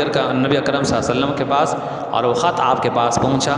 پھر اس نے نبی اکرم صلی اللہ علیہ وسلم کے پاس 2 باندیاں بھیجیں، اور یہ ماریہ قبطیہ رضی اللہ تعالیٰ عنہ، جن کے بطن سے حضرت ابراہیم علیہ السلام کے صاحبزادے پیدا ہوئے تھے، تو یہ ان 2 باندیوں میں سے تھیں، ایک تھیں یہ۔ تو 2 باندیاں اس نے بھیجیں، کپڑے بھی اس نے بھیجے، اور خچر اس نے بھیجا، جو بعد میں دلدل کے نام سے معروف ہوا، مشہور ہوا، تو یہ دراصل اسی نے بھیجا تھا یہ۔ اور ماریہ قبطیہ رضی اللہ تعالیٰ عنہ ان 2 باندیوں میں سے تھی، لیکن کہتے ہیں کہ وہ ایمان نہیں لایا، بلکہ وہ نصرانی ہی رہا، یعنی ایمان تو نہیں لایا، البتہ یہ کہ آپ صلی اللہ علیہ وسلم کے خط کی اس نے تعظیم کی۔ اور نئے سال کی ابتدا ہو گئی ماہ محرم میں، سن 6 ہجری میں، اس کے آخر میں ذی القعدہ کے مہینے میں رسول اللہ صلی اللہ علیہ وسلم نے مکہ والوں کے ساتھ معاہدہ کر لیا۔ ذی الحجہ کا مہینہ گزرا، محرم کا مہینہ آیا، سن 7 ہجری کا آغاز ہوا، تو رسول اللہ صلی اللہ علیہ وسلم نے خیبر پر چڑھائی کا ارادہ کر لیا۔ صحابہ کرام کو آپ نے حکم دیا، چنانچہ 1600 صحابہ کرام نبی اکرم صلی اللہ علیہ وسلم کے ساتھ چلنے کے لیے تیار ہو گئے۔ خیبر پر چڑھائی اس وجہ سے کی گئی کہ دراصل خندق کے موقع پر یہ بات پہلے بھی آپ سے بات کر چکے ہیں کہ یہ لوگ مکہ والوں کو اکسا کر یہاں لے کر کے آئے تھے مدینہ پر چڑھائی کے لیے، اور جو مدینہ کے اندر پہلے سے ایک قبیلہ یہاں رہتا تھا، تو ان کی وہ بھی تھے کہ جنہوں نے مکہ والوں کو اکسایا تھا اور مدینہ پر چڑھائی کا انہوں نے حکم دیا، کہا کہ ادھر سے تم آ جاؤ، ادھر سے ہم ہیں، مسلمانوں کو بیچ میں لے کر پیس کر رکھ دیں گے، ختم کر کے رکھ دیں گے۔ چنانچہ نبی اکرم صلی اللہ علیہ وسلم کے لوگ نظر میں تھے، لیکن آپ صلی اللہ علیہ وسلم فوراً ان کے اوپر ہاتھ نہیں ڈالنا چاہتے تھے، اس لیے کہ ہر طرف سے دشمن کو نہ کھڑا کر دیا جائے۔ تو آپ صلی اللہ علیہ وسلم نے جب مکہ والوں کے ہاتھ باندھ دیے صلح کے اندر، ان کو جکڑ لیا صلح کے اندر، اب آپ صلی اللہ علیہ وسلم نے دوسرا جو دشمن تھا یہودی، اس کے ساتھ نمٹنے کا آپ نے ارادہ فرما لیا۔ صحابہ کرام کو حکم دیا تو 1600 صحابہ کرام ماہ محرم الحرام میں تیار ہو گئے۔ سن 7 ہجری کا آغاز تھا، پہلا مہینہ تھا۔ اس میں حضرت ام سلمہ رضی اللہ تعالی عنہا کو آپ صلی اللہ علیہ وسلم نے اپنے ساتھ جانے کا حکم فرمایا۔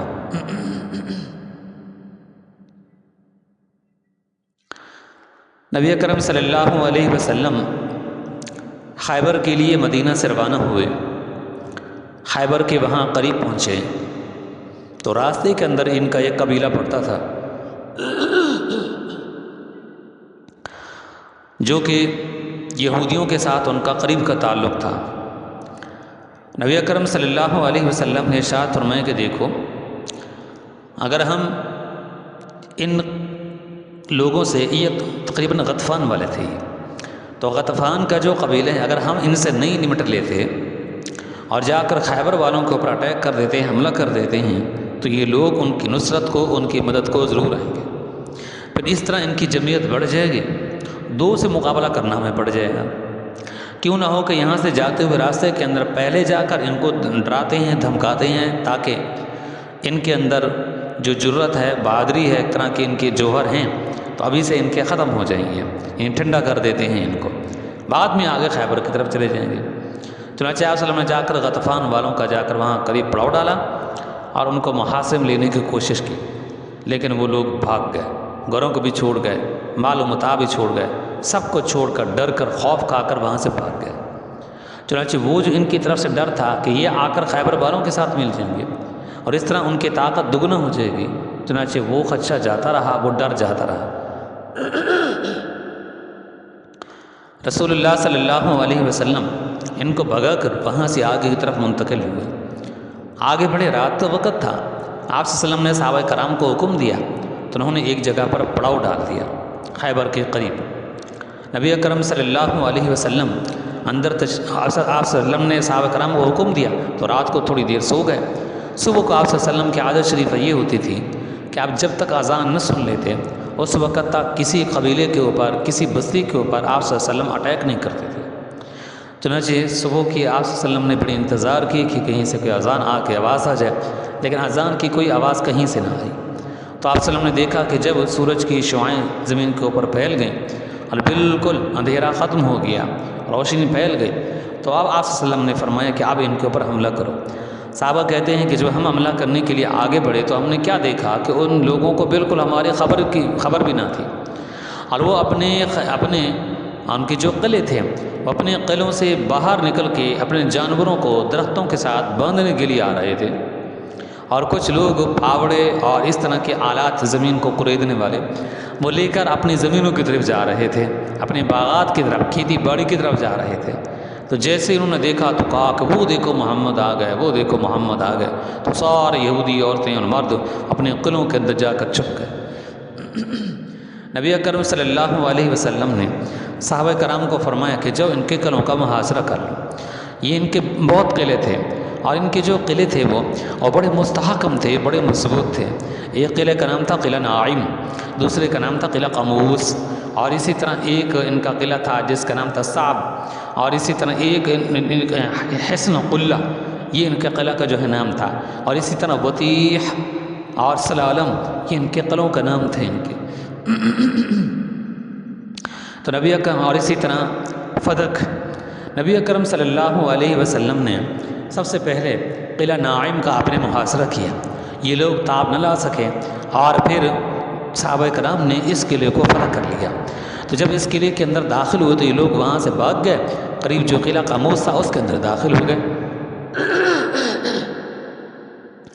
اور جو قلعہ قاموس تھا وہ قلعہ بڑا مستحکم تھا، بڑا مضبوط تھا، چنانچہ یہ اس کے اندر داخل ہو گئے۔ صحابہ کرام نے جا کر اس کا گھیراؤ کر لیا، اور اس لحاظ سے کئی دن تک وہاں محاصرہ جاری رہا۔ آپ حیران ہوں گے کہ قلعہ قموس کو فتح کرنے کے لیے نبی اکرم صلی اللہ علیہ وسلم نے بڑی فوجیں بھیجی تھیں۔ ایک مرتبہ آپ صلی اللہ علیہ وسلم نے ابوبکر صدیق رضی اللہ تعالیٰ عنہ کو بلایا اور فرمایا کہ ابوبکر یہ تم لشکر اپنے ساتھ لے جاؤ اور جا کر تم نے اس قلعہ کو فتح کرنا ہے۔ ابوبکر صدیق گئے اور وہاں پہنچ کر انہوں نے اس قلعے کا محاصرہ کیا اور اس کو فتح کرنے کی بڑی کوشش کی، لیکن ناکام وہاں سے واپس لوٹے۔ پھر حضرت عمر فاروق رضی اللہ عنہ کو بلایا آپ نے، فرمایا کہ آج جو ہے چیف کمانڈر تم ہو گے اس پورے لشکر کے۔ چنانچہ عمر فاروق کو بھیجا تو لشکر لے کر گئے اور جا کر اس قلعے کا محاصرہ کیا اور بڑی کوشش کی، بہتری کوشش کے باوجود بھی یہ قلعہ فتح نہ ہوا۔ تب نبی اکرم صلی اللہ علیہ وسلم نے ارشاد فرمایا تھا کہ کل کے روز یہ میں علم ایسی شخص کو دوں گا کہ جس کے ہاتھ پر اللہ تبارک و تعالیٰ اس قلعے کو فتح کرے گا۔ اور یہ مشہور واقعہ ہے یہ کہ صحابہ کرام کہتے ہیں کہ رات کو ہم سو گئے لیکن ہمارے دل میں بڑا اشتیاق تھا کہ پتہ نہیں وہ کل کون خوش نصیب آدمی ہوگا کہ جس کو رسول اللہ صلی اللہ علیہ وسلم علم دیں گے اور اس کے ہاتھوں میں قلعہ فتح ہو جائے گا وہ۔ تو صبح ہوئی، آپ صلی اللہ علیہ وسلم نے صحابہ کرام کو دیکھا نماز کے بعد، تو آپ نے فرمایا، ہر طرف دیکھا تو علی رضی اللہ عنہ نظر نہ آئے، تو آپ نے فرمایا کہ علی کہاں ہے؟ صحابہ کرام سے پوچھا تو صحابہ نے بتایا کہ اللہ کے رسول وہ تو بیمار ہیں، وہ تو کل سے آنکھوں کی بیماری کے اندر مبتلا ہیں، یعنی ان کی آنکھیں سرخ ہو چکی ہیں اور آنکھوں کے اندر ان کو درد ہے، جس کی وجہ سے وہ ابھی یہاں نہیں آئے، بلکہ وہ قریب جو خیمہ ہے اس خیمے کے اندر وہ جلوہ افروز ہیں۔ تو آپ نے فرمایا کہ جو ان کو بلا کر کے لے آؤ۔ چنانچہ صحابہ کرام گئے اور ان کو بلا کر کے لے آئے، آپ صلی اللہ علیہ وسلم کی خدمت میں حاضر ہوئے حضرت علی رضی اللہ تعالیٰ عنہ۔ آپ نے فرمایا کہ علی تمہیں کیا ہے؟ عرض کیا کہ اللہ کے رسول میری آنکھوں کے اندر درد ہے، میری آنکھیں سرخ ہو چکی ہیں اور اس لحاظ سے کئی دنوں سے میں اس تکلیف کے اندر ہوں میں۔ آپ صلی اللہ علیہ وسلم نے فرمایا کہ علی آنکھیں کھولو۔ حضرت علی رضی اللہ عنہ آنکھیں کھول دی۔ آپ صلی اللہ علیہ وسلم نے اپنے لعاب مبارک اپنے منہ سے نکالا اور نکال کر حضرت علی رضی اللہ عنہ کے آنکھوں کے اندر ڈال دیا۔ بس لعاب کا ڈالنا تھا۔ حضرت علی رضی اللہ عنہ کہتے ہیں کہ میری آنکھیں ایسی ہو گئیں گویا کہ کبھی میرے آنکھوں کے اندر درد ہوا ہی نہیں تھا، کبھی میری آنکھیں خراب ہوئی ہی نہیں تھی۔ آپ صلی اللہ علیہ وسلم نے ان کو علم دیا، علم دے کر فرمایا کہ علی تم جاؤ اور جا کر اس قلعہ کو فتح کرو۔ چنانچہ حضرت علی رضی اللہ عنہ گئے اور جا کر اس قلعہ قموس کا جا کر ہر طرف سے اس کا گھیراؤ کر لیا۔ جب گھیراؤ کر لیا تو پتھر وغیرہ ان کے اوپر ڈالتے رہے، ان کو مارتے رہے۔ بالآخر یہ ہے کہ بڑی دقت کے بعد، بڑی مشقت کے بعد یہ قلعہ فتح ہوا، اور وہ قلعہ بھی اس طرح فتح ہوا کہ علی رضی اللہ عنہ کو جب جوش آیا تو وہ جو قلعے کا بڑا دروازہ تھا، مین دروازہ تھا، کہتے ہیں کہ وہ اتنا وزنی تھا کہ 40 آدمی مل کر اس دروازے کو کھولتے تھے، پھر 40 آدمی مل کر اس دروازے کو بند کرتے تھے، لیکن علی رضی اللہ عنہ جب گئے تو جا کر اکیلے ہی اس دروازے کو اکھاڑ پھینکا۔ اچھا، بات تاریخ کی روایت کے اندر آئے ہیں کہ علی رضی اللہ عنہ نے اس دروازے کا جو ایک حصہ تھا، وہ 2 حصوں میں تھا نا وہ دروازہ، تو اس کا جو ایک جو ہے دروازے کا حصہ تھا تو اس کو بطور ڈھال کے استعمال کیا تھا۔ تو کہتے ہیں کہ یہ بات درست نہیں ہے، یہ اتنی بات تو لازمی ہے کہ آپ نے اس دروازے کو اکھاڑا اور اکھاڑ کر اکیلے ہی اس کو پھینک ڈالا تھا، لیکن یہ کہ ڈھال بنانا، یہ کہتے ہیں کہ یہ عقل و نظر کے لحاظ سے یہ درست نہیں ہے۔ یہ بہرحال یہ ہے کہ قلعہ حضرت علی رضی اللہ عنہ کے ہاتھوں فتح ہوا۔ حضرت علی رضی اللہ تعالیٰ عنہ کے مقابلے پر ایک وہاں کا بڑا رئیس بھی تھا اور وہاں کا سمجھے پہلوان بھی تھا اور بڑا شجاع تھا، بہادر آدمی تھا، لڑاکا آدمی تھا، وہ ان کے مقابلے پر آیا تھا، جس کا نام مرحب تھا، میم را اور حا اور با کے ساتھ مرحب، وہ ان کے مقابلے پر آیا حضرت علی رضی اللہ تعالیٰ عنہ۔ اور مرحب کا جو مقابلہ تھا یہ بڑا سخت تھا۔ یہ بعض کتابوں میں آتا ہے یہ کہ اتنا سخت تھا، اتنا سخت تھا کہ جب یہ آپس کے اندر تلوار چلا رہے تھے، یہ چونکہ اس زمانے کے اندر یوں نہیں ہوتا تھا کہ بس تلوار ہاتھ میں لی ہو جا کر سیدھا سر میں مار دیا، نہیں، تلوار کو چلانے کا ایک ڈھنگ ہوتا تھا، طریقہ ہوتا تھا، اور تلوار جب چلاتے تھے تو اس میں کافی حد تک اپنا دفاع کرنا ہوتا ہے اور دیکھنا ہوتا ہے کہ کسی طریقے سے مد مقابل کمزور ہو اور طریقے کے ساتھ اس کے اوپر جو ہے تلوار چلی جائے۔ تو اس لحاظ سے جب وہ تلوار چلا رہے تھے اور دفاع بھی اپنا کر رہے تھے تو اسی دوران وہ تلوار چلاتے کہتے ہیں درمیان کے اندر درخت آ گیا، تو وہ درخت بھی اور تلواروں کی زد میں آ کر ٹکڑے ٹکڑے ہو گیا، کچرا کچرا ہو گیا۔ تو اس سے اندازہ لگایا جا سکتا ہے کہ جو ان کا مقابلہ تھا وہ کتنا سخت تھا۔ وہ بہرحال یہ ہے کہ حضرت علی رضی اللہ عنہ کو وہ پاؤں کے اوپر تلوار مارنے لگا، تو حضرت علی رضی اللہ عنہ نے پھرتی سے کام لی، جلدی سے پیچھے ہو گئے، تو جلدی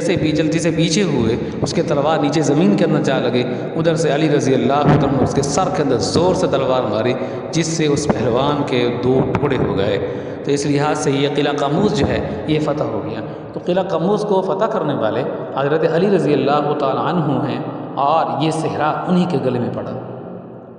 تو قلعہ قاموس کے فتح ہو جانے کے بعد نبی اکرم صلی اللہ علیہ وسلم اس سے آگے بڑھے، اور آپ صلی اللہ علیہ وسلم نے جا کر ان کا ایک اور قلعہ تھا جس کا نام تھا حصن قلہ،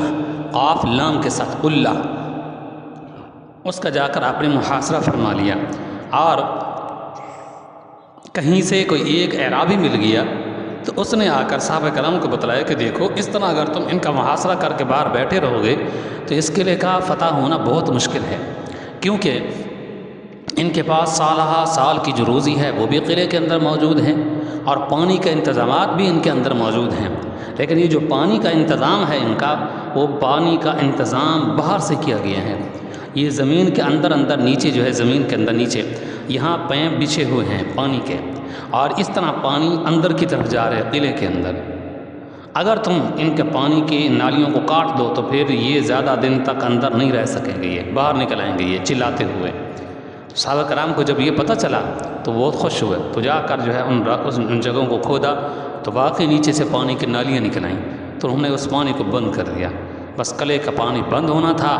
چند دن ہی گزرے تھے، بغیر پانی کے اندر کہاں گزارا ہو سکتا تھا، تو پورا شہر جو ہے چلانے لگا، اور پھر قلعے کے دروازے جو ہیں انہوں نے کھول دیے، لیکن آپ صلی اللہ علیہ وسلم کے پاس پہلے سے پیغام بھیج دیا کہ ہم تمہارے ساتھ صلح کرنا چاہتے ہیں۔ آپ نے فرمایا کہ صلح اسی صورت کے اندر ہو سکتی ہے کہ تمہیں یہاں سے جلا وطن کر دیا جائے گا۔ چنانچہ اسی پر وہ سمجھے کہ اس پر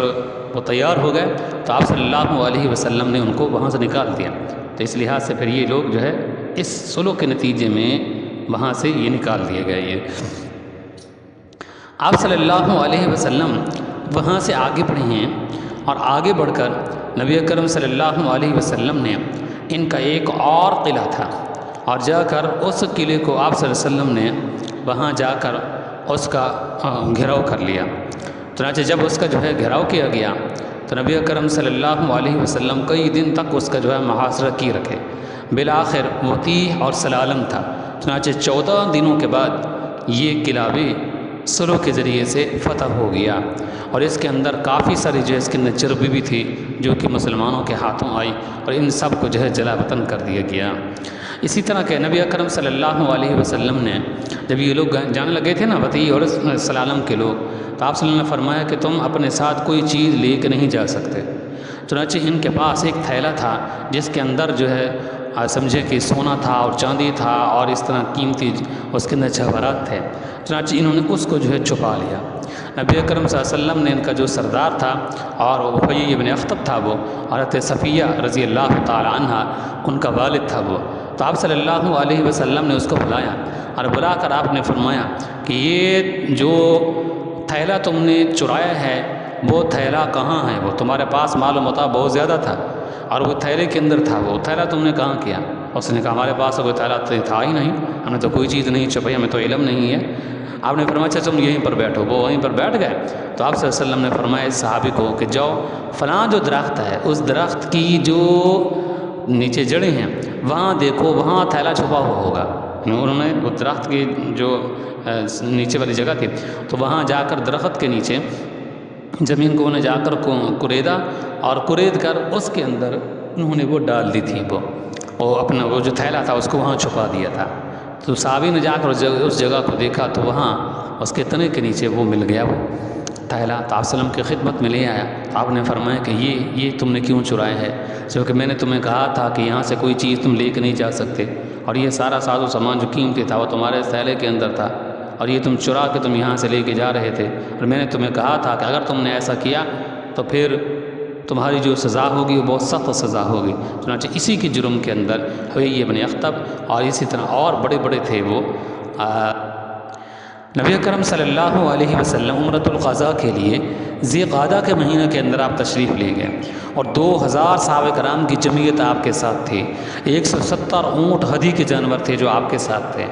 نبی اکرم صلی اللہ علیہ وسلم ہتھیار بھی اپنے ساتھ لے کر گئے تھے، لیکن جب جج کے مقام پر پہنچے تو وہاں 200 آدمیوں کو آپ صلی اللہ علیہ وسلم نے بٹھا دیا، فرمایا کہ تم یہاں پر اسلحہ جو ہے لے کر یہاں پر بیٹھے رہو، ہو سکتا ہے کہ ہم لوگ وہاں جائیں اور خالی ہاتھ ہوں، اور کہیں ایسا نہ ہو کہ مکہ والے ہمارے اوپر چڑھائی کر دیں، یہ غدار لوگ ہیں، ہو سکتا ہے کہ ہمارے اوپر چڑھائی کر دیں، معاہدہ تو ہو چکا ہے، ہو سکتا ہے کہ اس معاہدے کی پاسداری نہ کریں گے، تو اس لحاظ سے تم یہیں پر بیٹھو۔ ان کو بٹھا دیا گیا۔ ہو سکتا ہے کہ اگر کوئی اس طرح کا کوئی واقعہ پیش آتا ہے تو فوراً تم کو سگنل دیا جائے گا اور تم اسلحہ لے کر فوراً ہمارے پاس وہاں آ جاؤ گے۔ تو اس لحاظ سے 200 آدمیوں کو جج کے مقام پر آپ نے بٹھا دیا اور سارا اسلحہ ان کو سپرد کر دیا، فرمایا کہ یہیں پر بیٹھو اور تم نے انتظار کرنا ہے، اگر کوئی اس طرح کا واقعہ پیش آتا ہے تو فوراً تم نے اسلحہ لے کر وہاں پہنچانا ہے۔ ذوالحلیفہ میں آپ صلی اللہ علیہ وسلم تشریف لے گئے جب مقام پر، تو وہاں اپنے احرام باندھا، اور احرام باندھ کر آپ صلی اللہ علیہ وسلم نے وہاں گئے، خانہ کعبہ کا آپ نے جو ہے طواف فرمایا، اور طواف فرما کر عمرہ پورا کر کے آپ صلی اللہ علیہ وسلم نے ان سے کہا کہ دیکھو تم مجھے کچھ اور مزید دن دے دو اور میں میمونہ رضی اللہ تعالیٰ عنہا کے ساتھ نکاح کرنا چاہتا ہوں، تو ان سے نکاح کر لوں، تو جو ولیمہ ہوگا اس ولیمے کے اندر تمہیں بھی شرکت کا جو ہے دعوت دی جائے گی۔ تو اس نے کہا کہ نہیں، ہم تو شرکت نہیں کرنا چاہتے ولیمے کے اندر، البتہ یہ ہے کہ جو معاہدے کے اندر دن لکھے گئے تھے تو دن مکمل ہو چکے ہیں، لہذا تم یہاں سے واپس چلے جاؤ۔ چنانچہ نبی اکرم صلی اللہ علیہ وسلم وہاں سے واپس آئے تو ایک مقام پر جو کہ صرف کا مقام تھا، سین را اور فا، مقام صرف پر آ کر آپ صلی اللہ علیہ وسلم نے وہاں جو ہے آ کر آپ نے ولیمہ فرمایا، کیونکہ آپ مکہ ہی کے اندر تھے۔ ابو رافع رضی اللہ عنہ جو آپ صلی اللہ علیہ وسلم کے غلام تھے، ان کو آپ نے دیا تھا حضرت میمونہ، اور فرمایا کہ ان کو ساتھ لے کر صرف کے مقام پر پہنچو، ہمارا انتظار کرو، ہم آنے والے ہیں۔ وہاں نکاح بھی فرمایا، اور وہاں آ کر آپ صلی اللہ علیہ وسلم نے حضرت میمونہ رضی اللہ تعالیٰ عنہ کے ساتھ جو آپ نکاح فرمایا تو وہاں اپنے ولیمہ بھی کیا اور صحابہ کرام کو اپنے ولیمہ کھلایا۔ نبی اکرم صلی اللہ علیہ وسلم اس عمرۃ القضاء کے موقع پر جب وہاں سے واپس آنے لگے مدینہ کی طرف، تو حضرت امیر حمزہ رضی اللہ تعالیٰ عنہ کی لڑکی تھی، تو اس نے کہا کہ میں تمہارے ساتھ وہاں مدینہ میں جانا چاہتی ہوں۔ جو مدینہ کے اندر یہاں آئی تو اس میں دیکھیے کہ حضرت علی رضی اللہ تعالیٰ عنہ، حضرت جعفر طیار رضی اللہ تعالیٰ عنہ، حضرت زید رضی اللہ تعالیٰ عنہ، ان تینوں کا اس لڑکی کو لینے میں اختلاف ہو گیا۔ ہر ایک کہتا تھا کہ لڑکی میرے حصے میں آئے اور میں اس کی پرورش کروں۔ حضرت علی کہتے تھے کہ میرے پاس آنی چاہیے، اس لیے کہ یہ میرے چچا کی بیٹی ہیں، یہ تو میں ان کی کفالت کروں گا۔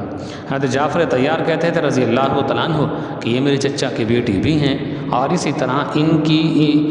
میری جو بیوی ہیں وہ ان کی خالہ ہیں، تو اس لحاظ سے میرے 2 رشتے بنتے ہیں ان کے ساتھ، میری بیوی ان کے خالہ ہیں اور ان کے والد میرے چچا ہیں، لہٰذا لڑکی میرے حصے میں ہے۔ حضرت زید کہتے تھے رضی اللہ تعالیٰ عنہ کہ اللہ کے رسول جب آپ یہاں مدینہ کے اندر آئے تھے تو اس وقت آپ نے حضرت امیر حمزہ رضی اللہ تعالیٰ عنہ کو آپ نے میرا بھائی بنایا تھا ان کو، کیونکہ آپ صلی اللہ علیہ وسلم نے وہاں پر مواخات کا جب سلسلہ فرمایا تھا تو اس وقت حضرت زید رضی اللہ عنہ کو حضرت جعفر رضی اللہ عنہ کا بھائی آپ نے بنایا تھا، اور ان کے ہاتھ میں ہاتھ دیا تھا، فرمایا کہ آج کے بعد تم دونوں آپس میں بھائی ہو۔ تو اس لحاظ سے میرا آپ نے مواخات میں ان کا میرا بھائی بنایا تھا، لہٰذا میرا بھائی تھا وہ، اس لحاظ سے یہ میری بھتیجی بنتی ہیں یہ، لہٰذا میرا حق ہے کہ یہ مجھے دے دیں۔ چنانچہ آپ صلی اللہ علیہ وسلم جعفر طیار رضی اللہ تعالی عنہ کو آپ نے سمجھیں کہ فوقیت تھی، وہ اس وجہ سے آپ نے فرمایا کہ ان کی جو بیوی ہے وہ اس کی حضرت امیر حمزہ کی بیٹی کی وہ خالہ ہیں، وہ لہٰذا اس لڑکی کی خالہ ہیں، اور خالہ جو ہوتی ہے وہ ماں کے درجہ کے اندر ہوتی ہے، لہٰذا یہ لڑکی ان کے سپرد کی جائے گی۔ چنانچہ آپ صلی اللہ علیہ وسلم نے پھر وہ لڑکی ان کے جو ہے سپرد کر دی تھی۔ تو یہ اس وقت جو ہے عمرۃ القضاء کے موقع پر نبی اکرم صلی اللہ علیہ وسلم کے ساتھ آئی تھی۔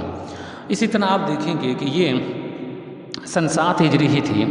کہ جس میں حضرت خالد بن ولید، عثمان بن طلحہ اور عمر بن عاص رضوان اللہ تعالیٰ علیہم اجمعین مسلمان ہوئے ہیں، بلکہ 8 ہجری ہے، 8 ہجری کا آغاز ہے یہ۔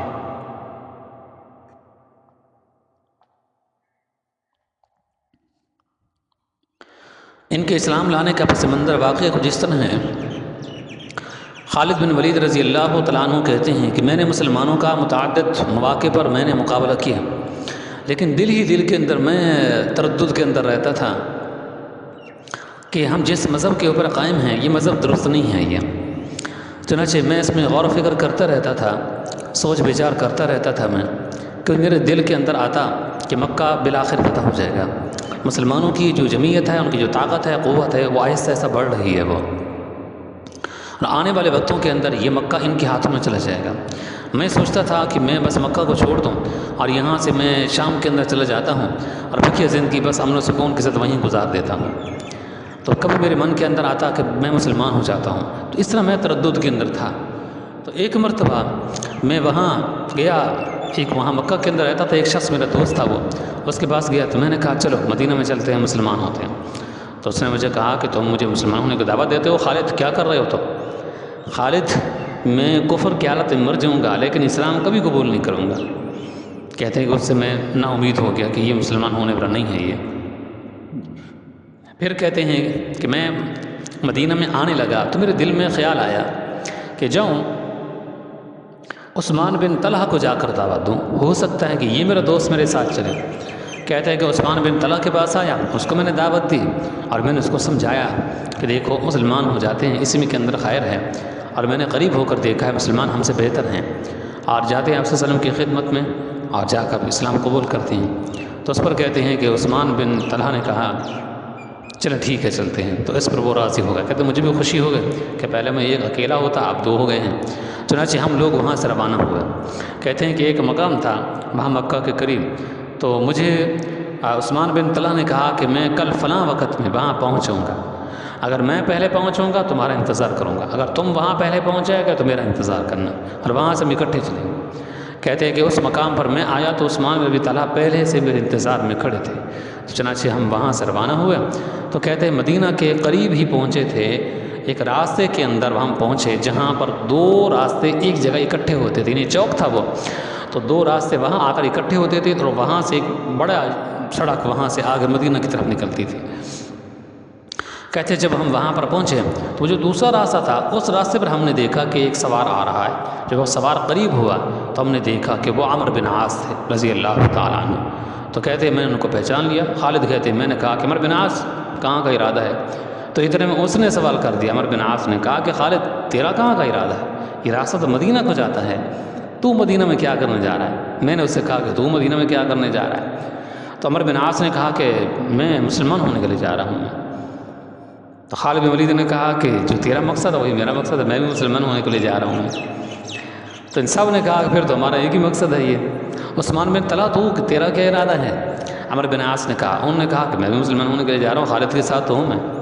تو اس طرح تینوں عمرو بن عاص، عثمان بن ابی طلحہ اور خالد بن ولید یہ تینوں اسلام کے جرنیل ہیں۔ یہ خالد بن ولید اس کو تو بتانے کی ضرورت نہیں، ہر آدمی جانتا ہے۔ اور اس طرح حضرت عمرو بن عاص یہ فاتح مصر ہیں، یہ مصر کو انہوں نے فتح فرمایا تھا، بہت بڑے جرنیل تھے وہ۔ کبھی مصر کی جو فتح ہے، مصر کی جو تاریخ ہے آدمی پڑھ کر دیکھے، ایمان ان کے اندر حلاوت پیدا ہوتی ہے اور ان کی جرنیلیت سامنے کھل کر آتی ہے، کتنے بڑے جرنیل تھے وہ۔ تو اس لحاظ سے تینوں گئے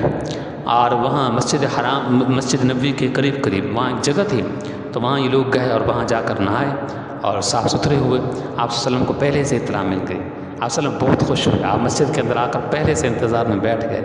اور تو تینوں شخص گئے اور جا کر آپ صلی اللہ علیہ وسلم کو مصافحہ کیا اور سامنے بیٹھ گئے۔ انہوں نے فرمایا خالد، عمرو بن عاص، عثمان کس ارادے سے آئے ہو؟ کہ اللہ کے رسول ایمان قبول کرنے کے لیے آئے ہیں، مسلمان ہونے کے لیے ہیں۔ اور خالد بن ولید رضی اللہ عنہ بہت مشہور تھے، معروف تھے۔ عمرو بن عاص بھی بہت مشہور تھے، معروف تھے، یعنی یہ کڑیل جوانوں میں سے تھے، لڑاکا جوانوں میں سے تھے یہ۔ اور آج بھی ہم دیکھتے ہیں کہ جس آدمی کا قد وجود بڑا ہو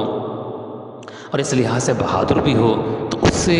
جو ہے اس کو ملنے میں، بات کرنے میں انسان کو ایک طرح کی خوشی ہوتی ہے۔ تو اس لحاظ سے یہ بھی بہادر تھے یہ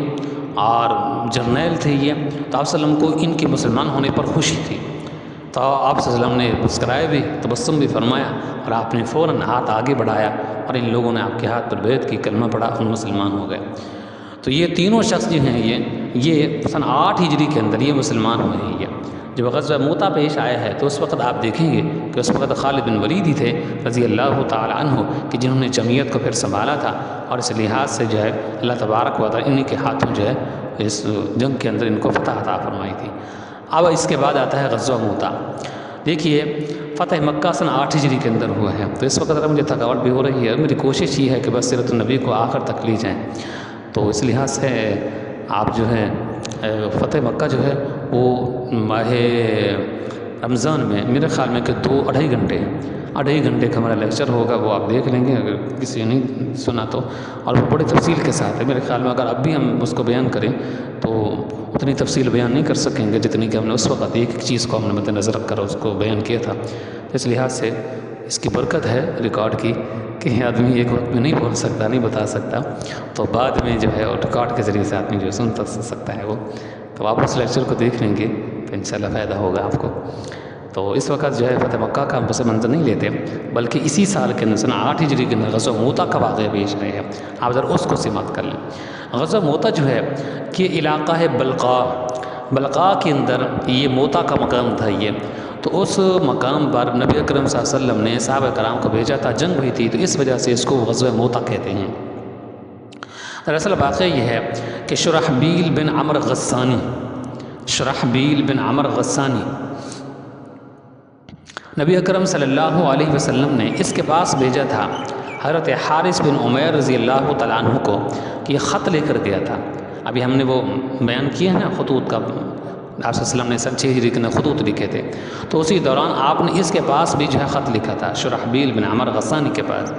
حارث بن عمیر رضی اللہ عنہ کو دیا۔ چنانچہ وہ جیسے پہنچے اس نے خط دیا تو یہ غصے کے اندر آ گیا، تو اس نے حضرت حارث بن عمیر رضی اللہ عنہ کو فوراً اس نے شہید کرا دیا۔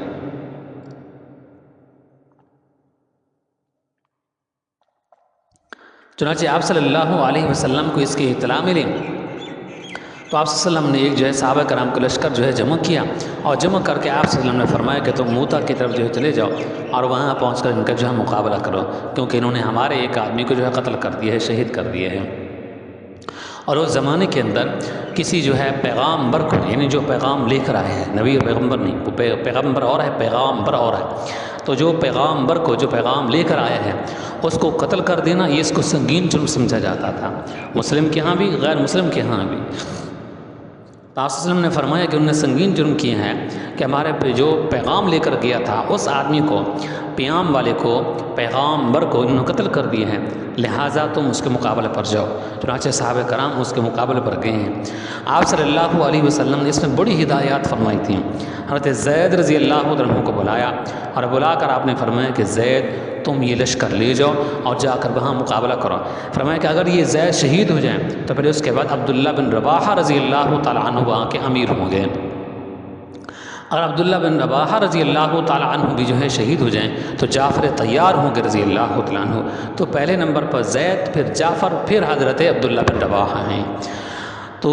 آپ صلی اللہ علیہ وسلم مسجد نبوی کے اندر یہ بات بیٹھ کر فرما رہے تھے، ہدایات جاری فرما رہے تھے، تو ایک یہودی مسجد کے کونے کے اندر بیٹھا تھا،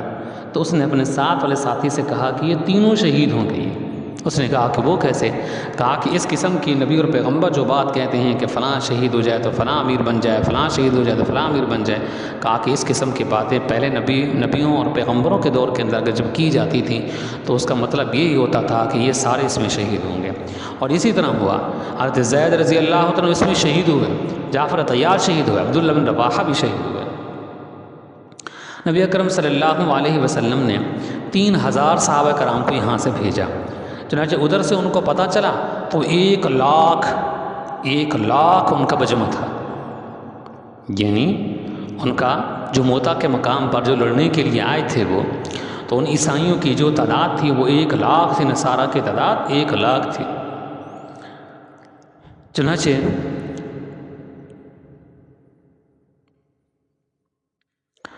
صحابہ کرام کے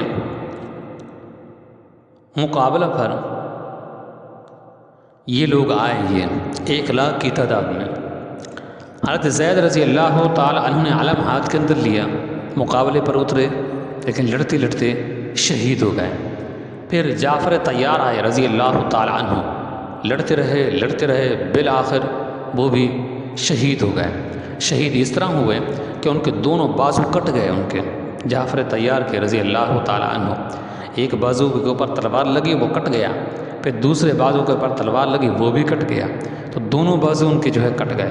پھر اللہ تبارک و تعالیٰ نے ان کے دونوں بازوؤں کی جگہ پر لگا دیے تھے۔ اسی وجہ سے نبی اکرم صلی اللہ علیہ وسلم نے ان کے گھر والوں سے فرمایا کہ میں جعفر کو دیکھ رہا ہوں کہ جنت کے اندر وہ اڑ رہا ہے وہ۔ پھر عبداللہ بن رواحہ رضی اللہ تعالیٰ عنہ آگے بڑھے تو وہ بھی اس میں شہید ہو گئے۔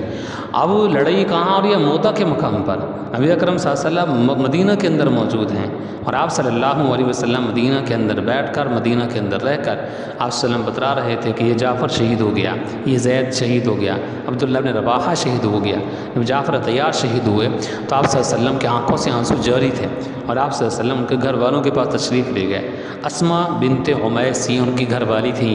یہ بعد میں حضرت ابوبکر صدیق رضی اللہ عنہ کے نکاح کے اندر آئیں اور پھر بعد میں حضرت علی رضی اللہ حضرت علی رضی اللہ عنہ کے بعد میں یہ نکاح کے اندر آئیں گے۔ تو اس لحاظ سے یہ اسماء بنت عمیس اس وقت ان کی بیوی تھیں یہ، اور عبداللہ اور اس طرح ان کے صاحبزادے بھی ہیں، یہ 5 ان کے لڑکے تھے میرے خیال میں، اور تین لڑکے تھے ان کے، 5 ان کی بیٹیاں تھیں حضرت جعفر طیار کی رضی اللہ تعالیٰ عنہ۔ تو آپ سے ان کے گھر میں تشریف لے گئے اور فرمایا، ان کے سروں پر ہاتھ بھی پھیرا آپ نے اور فرمایا کہ تمہارا باپ جو ہے وہ شہید ہو گیا۔ تو اسماء بنت عمیس رونے لگیں، وہ عورت تھیں وہ، تو انہوں نے کہا کہ کیا میرا خاوند شہید ہو گیا؟ تب نے فرمایا کہ ہاں تیرا خاوند جو ہے شہید ہو گیا۔ تو اس وقت آپ نے پھر وہاں سے واپس تشریف لے آئے تو آپ نے حضرت عائشہ سے فرمایا رضی اللہ عنہا کہ ان کے گھر میں آپ نے جو ہے روٹی وغیرہ کا انتظام کرنا بھیجنا ہے، اس لحاظ سے کہ وہ تو ذرا مشکل کے اندر ہیں، وہ رونے دھونے میں لگے ہیں، اس لحاظ سے تم نے جو ہے ان کی آج کی جو ہے رکھوالی کرنی ہے، ان کے کھانے وغیرہ کا خیال رکھنا ہے۔ تو آپ صلی اللہ علیہ وسلم نے اس وقت ان کے بچوں کے سروں کے اوپر ہاتھ بھی پھیرا تھا اور آپ نے فرمایا کہ تمہارا باپ دنیا سے رخصت ہو گیا ہے اور میں دیکھ رہا ہوں کہ جنت کے اندر اوڑ رہا ہے، کیونکہ اس کے دونوں بازو کٹ گئے تھے موتا کے مقام پر، اللہ نے دونوں بازوؤں کی جگہ ان کو پر لگا دی ہیں، تو اسی وجہ سے ان کو جعفر طیار کہا گیا۔ تو اس میں پھر یہ تھا کہ زید شہید ہو گئے، جعفر شہید ہو گئے، عبداللہ رواحہ بھی شہید ہو گئے۔ تو اب مسلمانوں نے پھر سب اکٹھے بیٹھ گئے، آپ صلی اللہ علیہ وسلم نے بھی یہی بات فرمائی تھی کہ جب یہ تینوں شہید ہو جائیں اس کے بعد دیکھنا مسلمانوں کا جس پر اتفاق ہو جائے تو وہ اپنا اس کو امیر بنا لیں گے۔ تو جب یہ سب شہید ہو گئے تو اب جب امیر بنانے کی باری آئی تو اب کس کو امیر بنائیں؟ تو اس پر مختلف آراء آئیں، تو اس پر آخر میں سب متفق ہو گئے کہ یہ جو ہیں حضرت خالد بن ولید رضی اللہ عنہ ان کو اپنا امیر بنانا تھے، چنانچہ ان کو اپنا امیر بنایا اور پھر انہی کی قیادت کے اندر پھر یہ جنگ موتا مسلمانوں نے جیت لی۔ جنگ موتا کے اندر مسلمانوں نے میدان مار لیا اور اس کے اندر مسلمانوں نے کامیابی حاصل کی۔ نبی اکرم صلی اللہ علیہ وسلم نے حضرت عبداللہ بن رواحہ رضی اللہ عنہ کے بارے میں فرمایا کہ میں نے ان کو دیکھا کہ وہ جنت کے اندر، کس طرح کا واقعہ تھا وہ تھوڑا میرے ذہن سے چلیں دیکھیے ذرا، غزوہ تبوک دیکھتے ہیں۔ سن 9 ہجری کے اندر غزوہ تبوک، میرے پاس وہ پہلے ذرا نوٹس کی صورت میں تھا تو اب میرے ذہن سے نکل کے پرسوں کے دن دیکھا تھا میں نے، چلے دیکھیں، یعنی ایک طرح کا واقعہ تھا وہ عبداللہ بن رواحہ کے بارے میں کہ آپ صلی اللہ علیہ وسلم نے دیکھا کہ وہ جنت کے اندر کہ داخل تو ہو رہے ہیں اور ذرا تردد کے ساتھ داخل ہو رہے ہیں، یعنی اس طرح کے الفاظ تھے وہ۔ تو اس پر صحابہ ان کے گھر والے ذرا پریشان ہو گئے، تو آپ نے فرمایا کہ وہ اس وجہ سے کہ جب وہ یہ عبداللہ بن رواحہ میدان میں اترے تھے لڑائی کے لیے تو ذرا ان کو تردد ہوا تھا، پہلے ذرا خوف کیا اور ذرا پیچھے ہٹے، پھر ان کا دل مطمئن ہو گیا اطمینان قلبی کے ساتھ، پھر انہوں نے جنگ کی ہے تو پھر شہید بھی ہوئے ہیں۔ تو فرمایا کہ اسی تردد کی وجہ سے جنت کے اندر بھی یہ ذرا آڑے گئے ہیں یہ۔ تو یہ واقعہ وہاں جو ہے یہ آپ صلی اللہ علیہ وسلم نے یہ بیان کیا، تو یہ واقعہ کتابوں کے اندر موجود ہے یہ۔ اب دیکھیے سن 9 ہجری میں غزوہ تبوک پیش آیا۔ غزوہ تبوک یہ ہے کہ ہرقل جو بادشاہ تھا اس کو کسی نے جا کر بتلا دیا کہ محمد صلی اللہ علیہ وسلم انتقال کر گئے ہیں، دنیا سے رخصت ہو گئے ہیں، لہٰذا تم مدینہ کے اندر اوپر جا کر اگر یک بارگی حملہ کر دو گے تو اس صورت کے اندر مدینہ کے اوپر تم کامیابی حاصل کر سکتے ہو۔ چنانچہ اس نے 40,000 کا لشکر جرار اس نے تیار کیا مدینہ پر حملہ کرنے کے لیے۔ شام کے جو نبتی تھے سوداگر، وہ تیل وغیرہ بیچنے کے لیے آیا کرتے تھے یہاں مدینہ میں، تو ان کو پتہ چلا تو انہوں نے آ کر نبی اکرم صلی اللہ علیہ وسلم کو بتلا دیا کہ بسم اللہ الرحمن الرحیم، جی دیکھیے فرسٹ ٹائم میں غزوہ تبوک کو ہم نے شروع کیا تھا لیکن ذوف صحت کی وجہ سے پھر اسے بیچ میں چھوڑنا پڑا۔ اب ذرا طبیعت درست ہے، ٹھیک ہے، ذرا دیکھیے آپ۔ بہت سارے ساتھی اس میں شرکت نہیں کر سکے، آپ ان کو پھر ریکارڈ شدہ جو ہمارا لیکچر ہوگا آپ ان کو بھیج دیں گے۔ دیکھیے غزوہ تبوک، عرب کے جو نصارہ تھے انہوں نے ہرقل روم کا جو بادشاہ تھا اس کو کہا کہ محمد صلی اللہ علیہ وسلم انتقال کر گئے ہیں، دنیا سے رخصت ہو گئے ہیں، لہٰذا مدینہ کے اوپر آپ حملہ کر دیجئے، اچھا موقع ہے، اور مدینہ کے مسلمانوں کو یک لخت ختم کر دیجئے۔ چنانچہ اس ارادہ سے اس نے 40,000 کا لشکر جرار اس نے تیار کیا۔ ادھر کیا ہوا کہ شام کے نفتی جو سوداگر تھے وہ مدینہ میں آئے، انہوں نے آ کر نبی اکرم صلی اللہ علیہ وسلم کو سارے واقعہ بتلا دیا، اور آپ صلی اللہ علیہ وسلم کو بتلایا کہ اس طرح نصارہ عرب نے ہرقل کو اکسایا،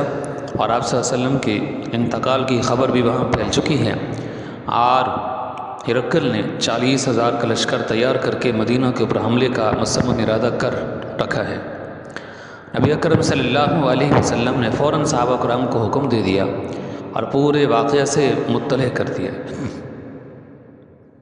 اور یہ زمانہ کھجوروں کے پکنے کا زمانہ تھا۔ منافقین اس میں آپ دیکھیں گے کہ کھل کر ان کے چہرے سامنے آ گئے، اور جو پکے مومن تھے وہ بھی بالکل سامنے آ گئے۔ منافقین ہیلے بہانے کرنے لگے، بعضوں نے کہا کہ ہمارے گھر پیچھے اکیلے ہیں، ہم آپ کے پاس جائیں، ہمارے گھر والوں کی کون رکھوالی کرے گا؟ اور اس طرح ایک تمسخر کرنے والا ایک شخص ایسا بھی تھا منافق، اس نے کہا کہ رومیوں کی جو لڑکیاں ہیں، عورتیں ہیں، وہ سرخ ہوتی ہیں، یعنی حسین ہوتی ہیں، جمیل ہوتی ہیں، تو مجھے بہت اچھی لگتی ہیں، جب میں وہاں پہنچوں گا عورتوں کو دیکھوں گا تو میں صبر نہیں کر سکوں گا، لہٰذا یہ میری مجبوری ہے تو میں نہیں جا سکتا۔ اسی طرح جو مومنین تھے، مخلصین تھے، انہوں نے کہا یا رسول اللہ صلی اللہ علیہ وسلم ہم تو آپ کے ساتھ جانے کو تیار ہیں، اور ان کے لیے بہت بڑی آزمائش تھی۔ یہ آزمائش ان کے لیے اس طرح تھی کہ یہ زمانہ کھجوروں کے پکنے کا زمانہ تھا، اور مدینہ کے لوگوں کا جو بسر اوقات تھا وہ تو ان کھجوروں کے اوپر تھا، لیکن انہوں نے سب کچھ اللہ کے رسول کے لیے چھوڑ دیا، قربان کر دیا، رسول اللہ صلی اللہ علیہ وسلم کے ساتھ جانے کو تیار ہو گئے۔ نبی اکرم صلی اللہ علیہ وسلم نے فرمایا کہ اس میں پیسوں کی بہت زیادہ ضرورت پڑے گی، مال و متاع کی ضرورت پڑے گی، لہٰذا آپ نے چندہ اکٹھا کرنا شروع کیا۔ ابوبکر صدیق گئے، گھر میں جو کچھ تھا سب کچھ لا کر کے رکھ دیا۔ عمر فاروق گئے، گھر کا نصف مال لا کر رکھ دیا۔ حضرت عثمان رضی اللہ تعالی عنہ نے متعدد مرتبہ اونٹوں کے لدے ہوئے سامان کا اعلان فرمایا۔ بالآخر ان کے گھر کے اندر اور تو کچھ نہ تھا، اشرفیہ موجود تھیں، گئے اشرفیہ لے کر آئے، آپ صلی اللہ علیہ وسلم کی خدمت میں لا کر رکھ دی، تو آپ صلی اللہ علیہ وسلم اس وقت بہت خوش تھے۔ آپ حیران ہوں گے کہ نبی اکرم صلی اللہ علیہ وسلم نے ان سے اشرفیہ لی اور ان کو اپنی گود میں رکھ دیا، اور پھر اپنی ہتھیلیوں کے اوپر ڈالتے تھے اور یوں فرماتے تھے ما ضر عثمان ما عمل بعد اليوم، کہ آج کے بعد عثمان جو بھی تجارت کرے گا اللہ اس کو کبھی اس کے اندر نقصان نہیں دے گا۔ تو اس لحاظ سے نبی اکرم صلی اللہ علیہ وسلم نے چندہ اکٹھا فرمایا، اور پھر صحابہ کرام کو یہاں سے کوچ کرنے کا آپ نے حکم دے دیا۔ چنانچہ صحابہ کرام یہاں سے روانہ جب ہونے لگے تو بہت سارے صحابہ کرام ایسے بھی تھے کہ جن کے پاس جانے کے لیے سواری تک نہیں تھی، اور 3 صحابہ کرام ایسے تھے جو پیچھے رہ گئے تھے، ان کا آگے چل کر ہم تذکرہ جو کریں گے۔ لیکن آپ دیکھیے کہ جب نبی اکرم صلی اللہ علیہ وسلم یہاں سے روانہ ہونے لگے، جانے لگے، تو محمد بن مسلمہ کو آپ نے مدینہ کا والی مقرر فرمایا۔ حضرت علی رضی اللہ تعالی عنہ کو آپ نے فرمایا کہ تم میرے گھر والوں کا خیال رکھو گے، یعنی تم وہاں واپس چلے جاؤ اور اہل و عیال کا آپ نے خیال رکھنا ہوگا۔ اس پر علی رضی اللہ تعالی عنہ ذرا رنجیدہ ہوئے اور کہا کہ اللہ کے رسول آپ مجھے عورتوں اور بچوں کے پاس چھوڑنا چاہتے ہیں، یعنی میں تو بڑا بہادر آدمی ہوں، جرئی آدمی ہوں، تو جو بہادر آدمی ہوتا ہے نا اس کا پیچھے رہنے کو دل نہیں کرتا اس کا، تو اس لیے آپ کی یہی خواہش تھی کہ میں اس میں شرکت کروں اور میں جا کر اپنی لڑائی کے اور اپنے شجاعت کے، بہادری کے جوہر دکھاؤں میدان میں پہنچ کر، لیکن آپ نے فرمایا کہ نہیں تم واپس چلے جاؤ، میرے گھر والوں میرے اہل و عیال کا اپنا خیال رکھنا ہے۔ تو اس وقت جب دیکھا کہ ذرا رنجیدہ کھڑے ہیں حضرت علی رضی اللہ تعالیٰ عنہ، تو پھر آپ نے اس وقت فرمایا تھا کہ اے علی، تیری مثال وہ ہے کہ جو حضرت ہارون علیہ السلام کی تھی، کہ موسیٰ علیہ السلام جب جانے لگے تھے طور پہاڑ پر تو پیچھے پوری قوم کا امیر حضرت ہارون کو بنا کر گئے تھے، تو گویا کہ میں بھی جا رہا ہوں تبوک کے لیے، تو پیچھے پوری قوم کا اور پیچھے اپنے گھر والوں کا میں تمہیں سربراہ بنا کے جا رہا ہوں، میں تو بمنزل حضرت ہارون کے ہے۔ چنانچہ اس پر حضرت علی رضی اللہ تعالیٰ عنہ خوش ہو گئے کہ میرا بھی ایک مرتبہ ہے، مقام ہے۔ پھر آپ واپس چلے گئے اور آپ کے اہل و عیال کے اندر رہے۔ نبی اکرم صلی اللہ علیہ وسلم نے صحابہ کرام کو جب حکم دیا یہاں سے روانہ ہوئے، تو راستے کے اندر ایک مسجد پڑتی تھی، اور اس مسجد کا نام مسجد زرار، اس کا نام مسجد زرار اس وجہ سے پڑا، اور یہ مسجد تھی منافقین کی، اور منافقین اس کے اندر بیٹھ کر مسلمانوں کے خلاف پروپیگنڈے تیار کرتے تھے، اور ظاہری طور پر اس کو نام مسجد کا نام دیا ہوا تھا۔ جاتے ہوئے کچھ منافقین نے آپ سے کہا کہ آپ چلیے دعا بھی کر دیجئے، اور اس طرح آپ نماز بھی کوئی ادا کر دیجئے تاکہ یہ مسجد باعث برکت ہو۔ آپ صلی اللہ علیہ وسلم نے کوئی بات نہیں ارشاد فرمائی، آپ آگے کی طرف چلے گئے، اور جب قوم سمود کی بستیوں کے قریب سے گزر ہوا تو نبی اکرم صلی اللہ علیہ وسلم نے صحابہ کو فرمایا کہ تم اس طرح کرو، اپنے سروں کو نیچے جھکا لو، اور یہاں آپ نے ٹھہرنا نہیں ہے، اور یہاں سے کوئی پانی وغیرہ بھی نہیں لینا، اور یہاں سے آگے کی طرف جو ہے چلے جاؤ۔ چنانچہ صحابہ کرام نے اسی طرح کیا، فرمایا کہ یہاں سے روتے ہوئے گزرو، کیونکہ ان لوگوں کے اوپر اللہ کا عذاب آیا تھا یہ، اور اس لحاظ سے صحابہ کرام وہاں سے گزرتے ہوئے جب وہاں سے جو گزر گئے صحابہ کرام اور آگے کی طرف جو ہے چل پڑے، تو نبی اکرم صلی اللہ علیہ وسلم تبوک کے مقام پر جا پہنچے۔ اور آج کل یہ جو تبوک ہے یہ بہت بڑا شہر بنا ہوا ہے، بڑا خوبصورت ہے، اور وہاں تبوک کے مقام پر پارکز بھی ہیں۔ اگر آپ نے دیکھنا ہو تو میرے خیال میں یوٹیوب کے اوپر میں نے تو دیکھا ہے، کوئی ویڈیو پڑی تھی، تفصیلی تو نہیں دیکھی، البتہ یہ ہے کہ وہاں ہیں تو آپ وہاں سے دیکھ لیں گے، اور جو لوگ وہاں جا سکتے ہیں یا کسی نے دیکھا ہے تو اچھا ہے، جو نہیں دیکھ سکتے تو ان کے لیے یہی ہے، سمجھے کہ ایک طرح کی یہ ایک آسانی ہے، فائدہ ہے اس میں، اور معلومات میں اضافہ ہوتا ہے، تو آپ ان کو دیکھ لیں گے، وہاں کے سیر و تفریح کے جو مقامات ہیں اور اس طرح جو تاریخی مقامات ہیں وہ ان کی بھی آپ کو ویڈیوز مل جائیں گے، آپ ان کو دیکھ سکتے ہیں۔ تو 20 روز تک نبی اکرم صلی اللہ علیہ وسلم نے وہاں انتظار کیا، لیکن کوئی مقابلے پر نہ آیا۔ بالآخر وہاں کے جو ارد گرد کے قبائل تھے وہ آپ کی خدمت کے اندر حاضر ہوئے، تو انہوں نے کہا کہ ہم آپ کے ساتھ صلح کرنا چاہتے ہیں۔ نبی اکرم صلی اللہ علیہ وسلم ان کے ساتھ صلح فرما گئے۔ نبی اکرم صلی اللہ علیہ وسلم نے خالد بن ولید رضی اللہ تعالی عنہ کو وہیں سے بھیجا عقیدر کی طرف، یہ دومۃ الجندل کا حاکم تھا یہ، اور قیصر کے محتاط تھا یہ۔ نبی اکرم صلی اللہ علیہ وسلم نے فرمایا کہ تو جائے گا اے خالد، تو اس وقت یہ شخص عقیدر یہ جنگل کی طرف شکار کرنے کے لیے جا رہا ہوگا۔ خالد کہتے ہیں کہ میں گیا، جب وہاں پر پہنچے دومۃ الجندل کے مقام پر،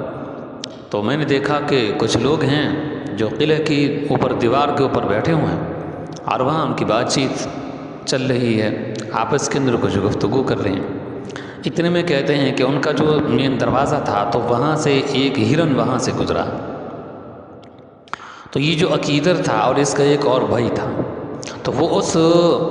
شکار کے پیچھے بھاگ پڑے، گھوڑے کے اوپر سوار ہوئے اس کے پیچھے بھاگ پڑے، اور یہی خالد چاہتے تھے کہ کسی طریقے باہر نکلے اور پھر اس کو پکڑا جائے۔ چنانچہ وہ آگے بڑھے، ان کو علم نہیں تھا مطلقاً کہ ہمارے پیچھے کوئی گرفتاری کے لیے بھی آ رہا ہے۔ خالد بن ولید اس کے پیچھے پیچھے چلے گئے، اب وہ جنگل کے اندر ادھر ادھر بھاگ رہے ہیں شکار کے پیچھے، ان کو خود کا پتہ نہیں کہ ہم بھی کسی کے شکار ہیں، ہمارا بھی کوئی شکاری بنا ہوا ہے۔ چنانچہ خالد بن ولید نے اس کا جو بھائی تھا اس کو پکڑنے کی کوشش کی، لیکن وہ مقابلے پر اتر آیا تو خالد نے اس کو قتل کر دیا۔ اور یہ جو عقیدر تھا اس کو خالد بن ولید نے کہا کہ دیکھو گرفتاری مجھے دے دو تو اچھے رہو گے، ورنہ پھر میں تمہیں قتل کر لوں گا، لیکن مجھے تمہیں قتل کرنے کا حکم نہیں ہے،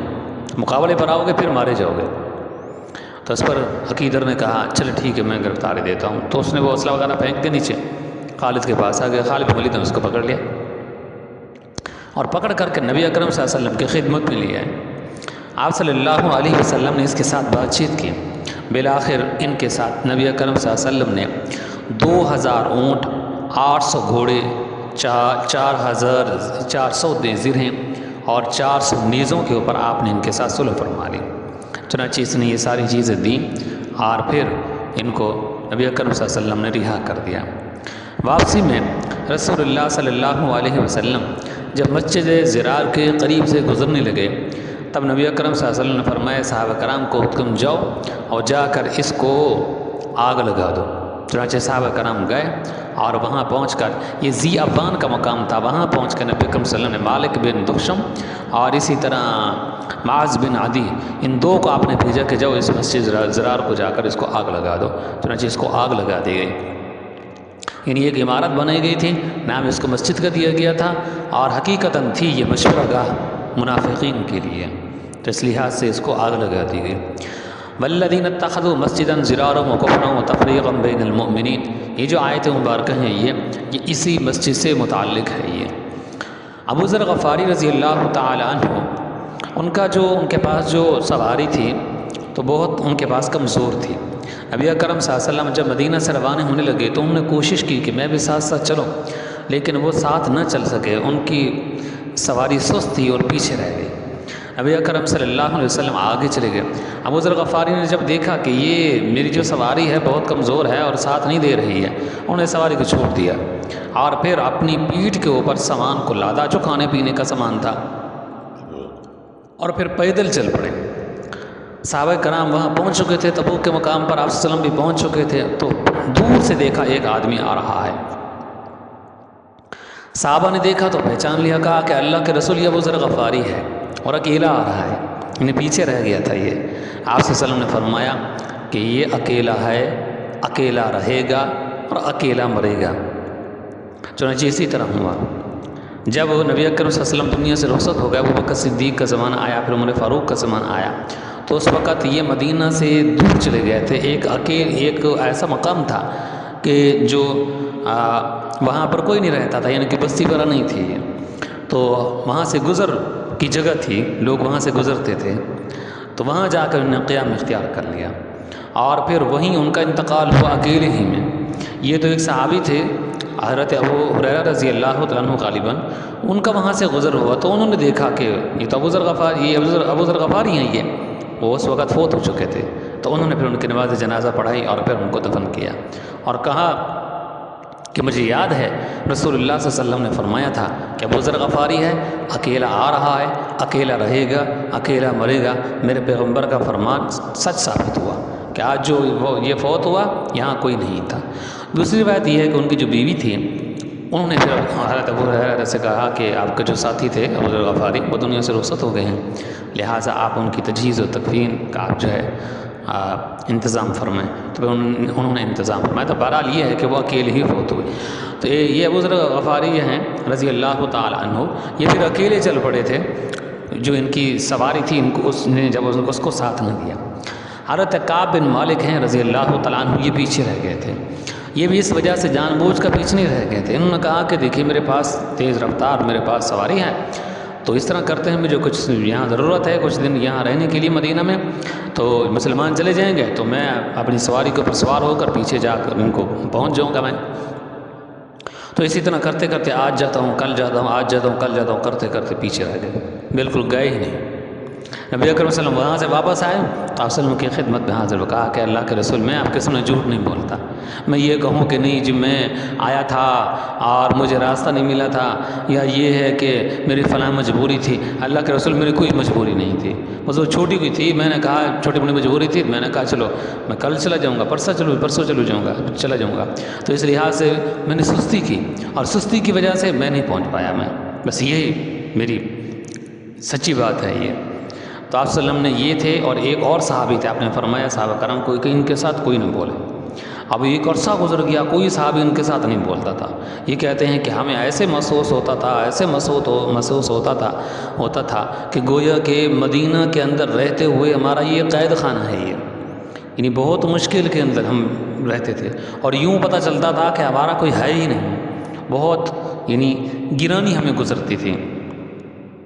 بالآخر اللہ تبارک و تعالی نے ان لوگوں کی توبہ کو قبول فرمایا، اور لقد تاب اللہ علی النبی والمہاجرین والانصار الی آخرہ، یہ آیت مبارکہ جو ہے یہ نازل ہوئی ہے، یہ سورہ توبہ کی 117 نمبر آیت ہے یہ، تو اس پر اللہ تبارک و تعالی ان کے توبہ کو قبول فرمایا۔ تو پھر ایک صحابی نے جا کر ان کو خوشخبری دی، تو اس قدر یہ خوش ہوئے اس صحابی کے اوپر، کہتے ہیں کہ مجھے ان کا وہ احسان زندگی بھر نہیں بھولے گا۔ چنانچہ آپ صلی اللہ علیہ وسلم کی خدمت میں آیا تو آپ نے فرمایا کہ اللہ نے تمہاری توبوں کو قبول فرما لیا۔ تو اس لحاظ سے یہ غزوہ تبوک کا جو ہے یہ واقعہ پیش آیا، اور یہ نبی اکرم صلی اللہ علیہ وسلم کا آخری غزوہ تھا یہ، اس کے بعد اور کوئی جنگ نہیں ہے اور کوئی غزوہ نہیں ہے، تو غزوہ تبوک آخری غزوہ ہے۔ ادھر سے سن 9 ہجری کا آغاز ہوا، تو نبی اکرم صلی اللہ علیہ وسلم نے ابوبکر صدیق رضی اللہ تعالی عنہ کو سن 9 ہجری کے اندر امیر حج بنا کر بھیجا۔ حضرت علی رضی اللہ تعالی عنہ کو نبی اکرم صلی اللہ علیہ وسلم نے پھر بعد کے اندر ان کے پیچھے بھیجا تھا۔ ابوبکر صدیق یہاں سے روانہ ہو گئے مدینہ سے حاجیوں کو ساتھ لے کر، اور انہوں نے وہاں جو حج کے ارکان ہیں وہ ادا کروانے تھے، تو اس لحاظ سے یہاں سے روانہ ہو گیا۔ ادھر سورہ توبہ کے آیات جو ہے نازل ہوئی نبی اکرم صلی اللہ علیہ وسلم پر، تو آپ نے حضرت علی رضی اللہ عنہ کو بلایا اور فرمایا کہ علی تم جاؤ اور وہاں پہنچ کر تم امیر حج نہیں ہو گے بلکہ ابوبکر صدیق ہوں گے۔ اور یہ جو آیات نازل ہوئی ہیں برات سے متعلق، اور ان آیات کے جو برات ان کے اندر بیان کی گئی ہے اس کا تم وہاں پہنچ کر اعلان کرو گے۔ چنانچہ علی رضی اللہ تعالی عنہ پیچھے سے جو ہے چلے ہیں، ابوبکر صدیق کو جا کر ملے، تو ابوبکر صدیق نے کہا کہ کیا امیر حج تم ہو؟ حضرت علی نے فرمایا کہ نہیں میں نہیں ہوں، امیر حج آپ ہو، لیکن میرا کام صرف جو ہے برات کا اعلان کرنا ہے۔ چنانچہ حضرت ابوبکر صدیق رضی اللہ تعالی عنہ نے لوگوں کو امیر بنے اور ان کو حج کروایا، عرفات کے میدان کے اندر خطبہ دیا، اور پھر اس کے بعد علی رضی اللہ عنہ نے خطبہ دیا مختصر، اور پھر قرآن کریم کے آیات جو ہے پڑھ کر سنیں کہ آئندہ سال کوئی مشرک یہاں کعبہ کے اندر نہیں آ سکے گا اور اس طرح حج نہیں کر سکے گا، تو اور بھی کچھ اعلانات تھے، ان کا اعلان فرمایا علی رضی اللہ تعالی عنہ نے۔ پھر اسی طرح کا ایک خطبہ مینا کے اندر بھی دیا گیا۔ تو سن 9 ہجری میں نبی اکرم صلی اللہ علیہ وسلم تشریف نہیں لے گئے بلکہ امیر حج ابوبکر صدیق کو بنایا تھا۔ اسی طرح جب سن 10 ہجری آیا تو اب نبی اکرم صلی اللہ علیہ وسلم آئندہ سال کے لیے خود جو ہے آپ تشریف لے گئے حج کرنے کے لیے، اور اس کو حجۃ الوداع کہتے ہیں۔ حضرت علی رضی اللہ تعالی عنہ کو آپ صلی اللہ علیہ وسلم نے حج پر جانے سے پہلے یمن کے اندر بھیجا تھا تاکہ یمن کے لوگوں کو وہاں جا کر ان کو دین کی تبلیغ کریں ان کو۔ چنانچہ علی رضی اللہ عنہ گئے اور وہاں جا کر ان کو جو ہے تبلیغ کی، اسلام کی طرف ان کو دعوت دی، لوگ نہ مانے، تب ان کے ساتھ مقابلہ کیا اور بہت ساروں کو علی رضی اللہ تعالی عنہ نے اسلام کے اندر داخل کر دیا، کچھ لوگ اس میں سے مارے بھی گئے۔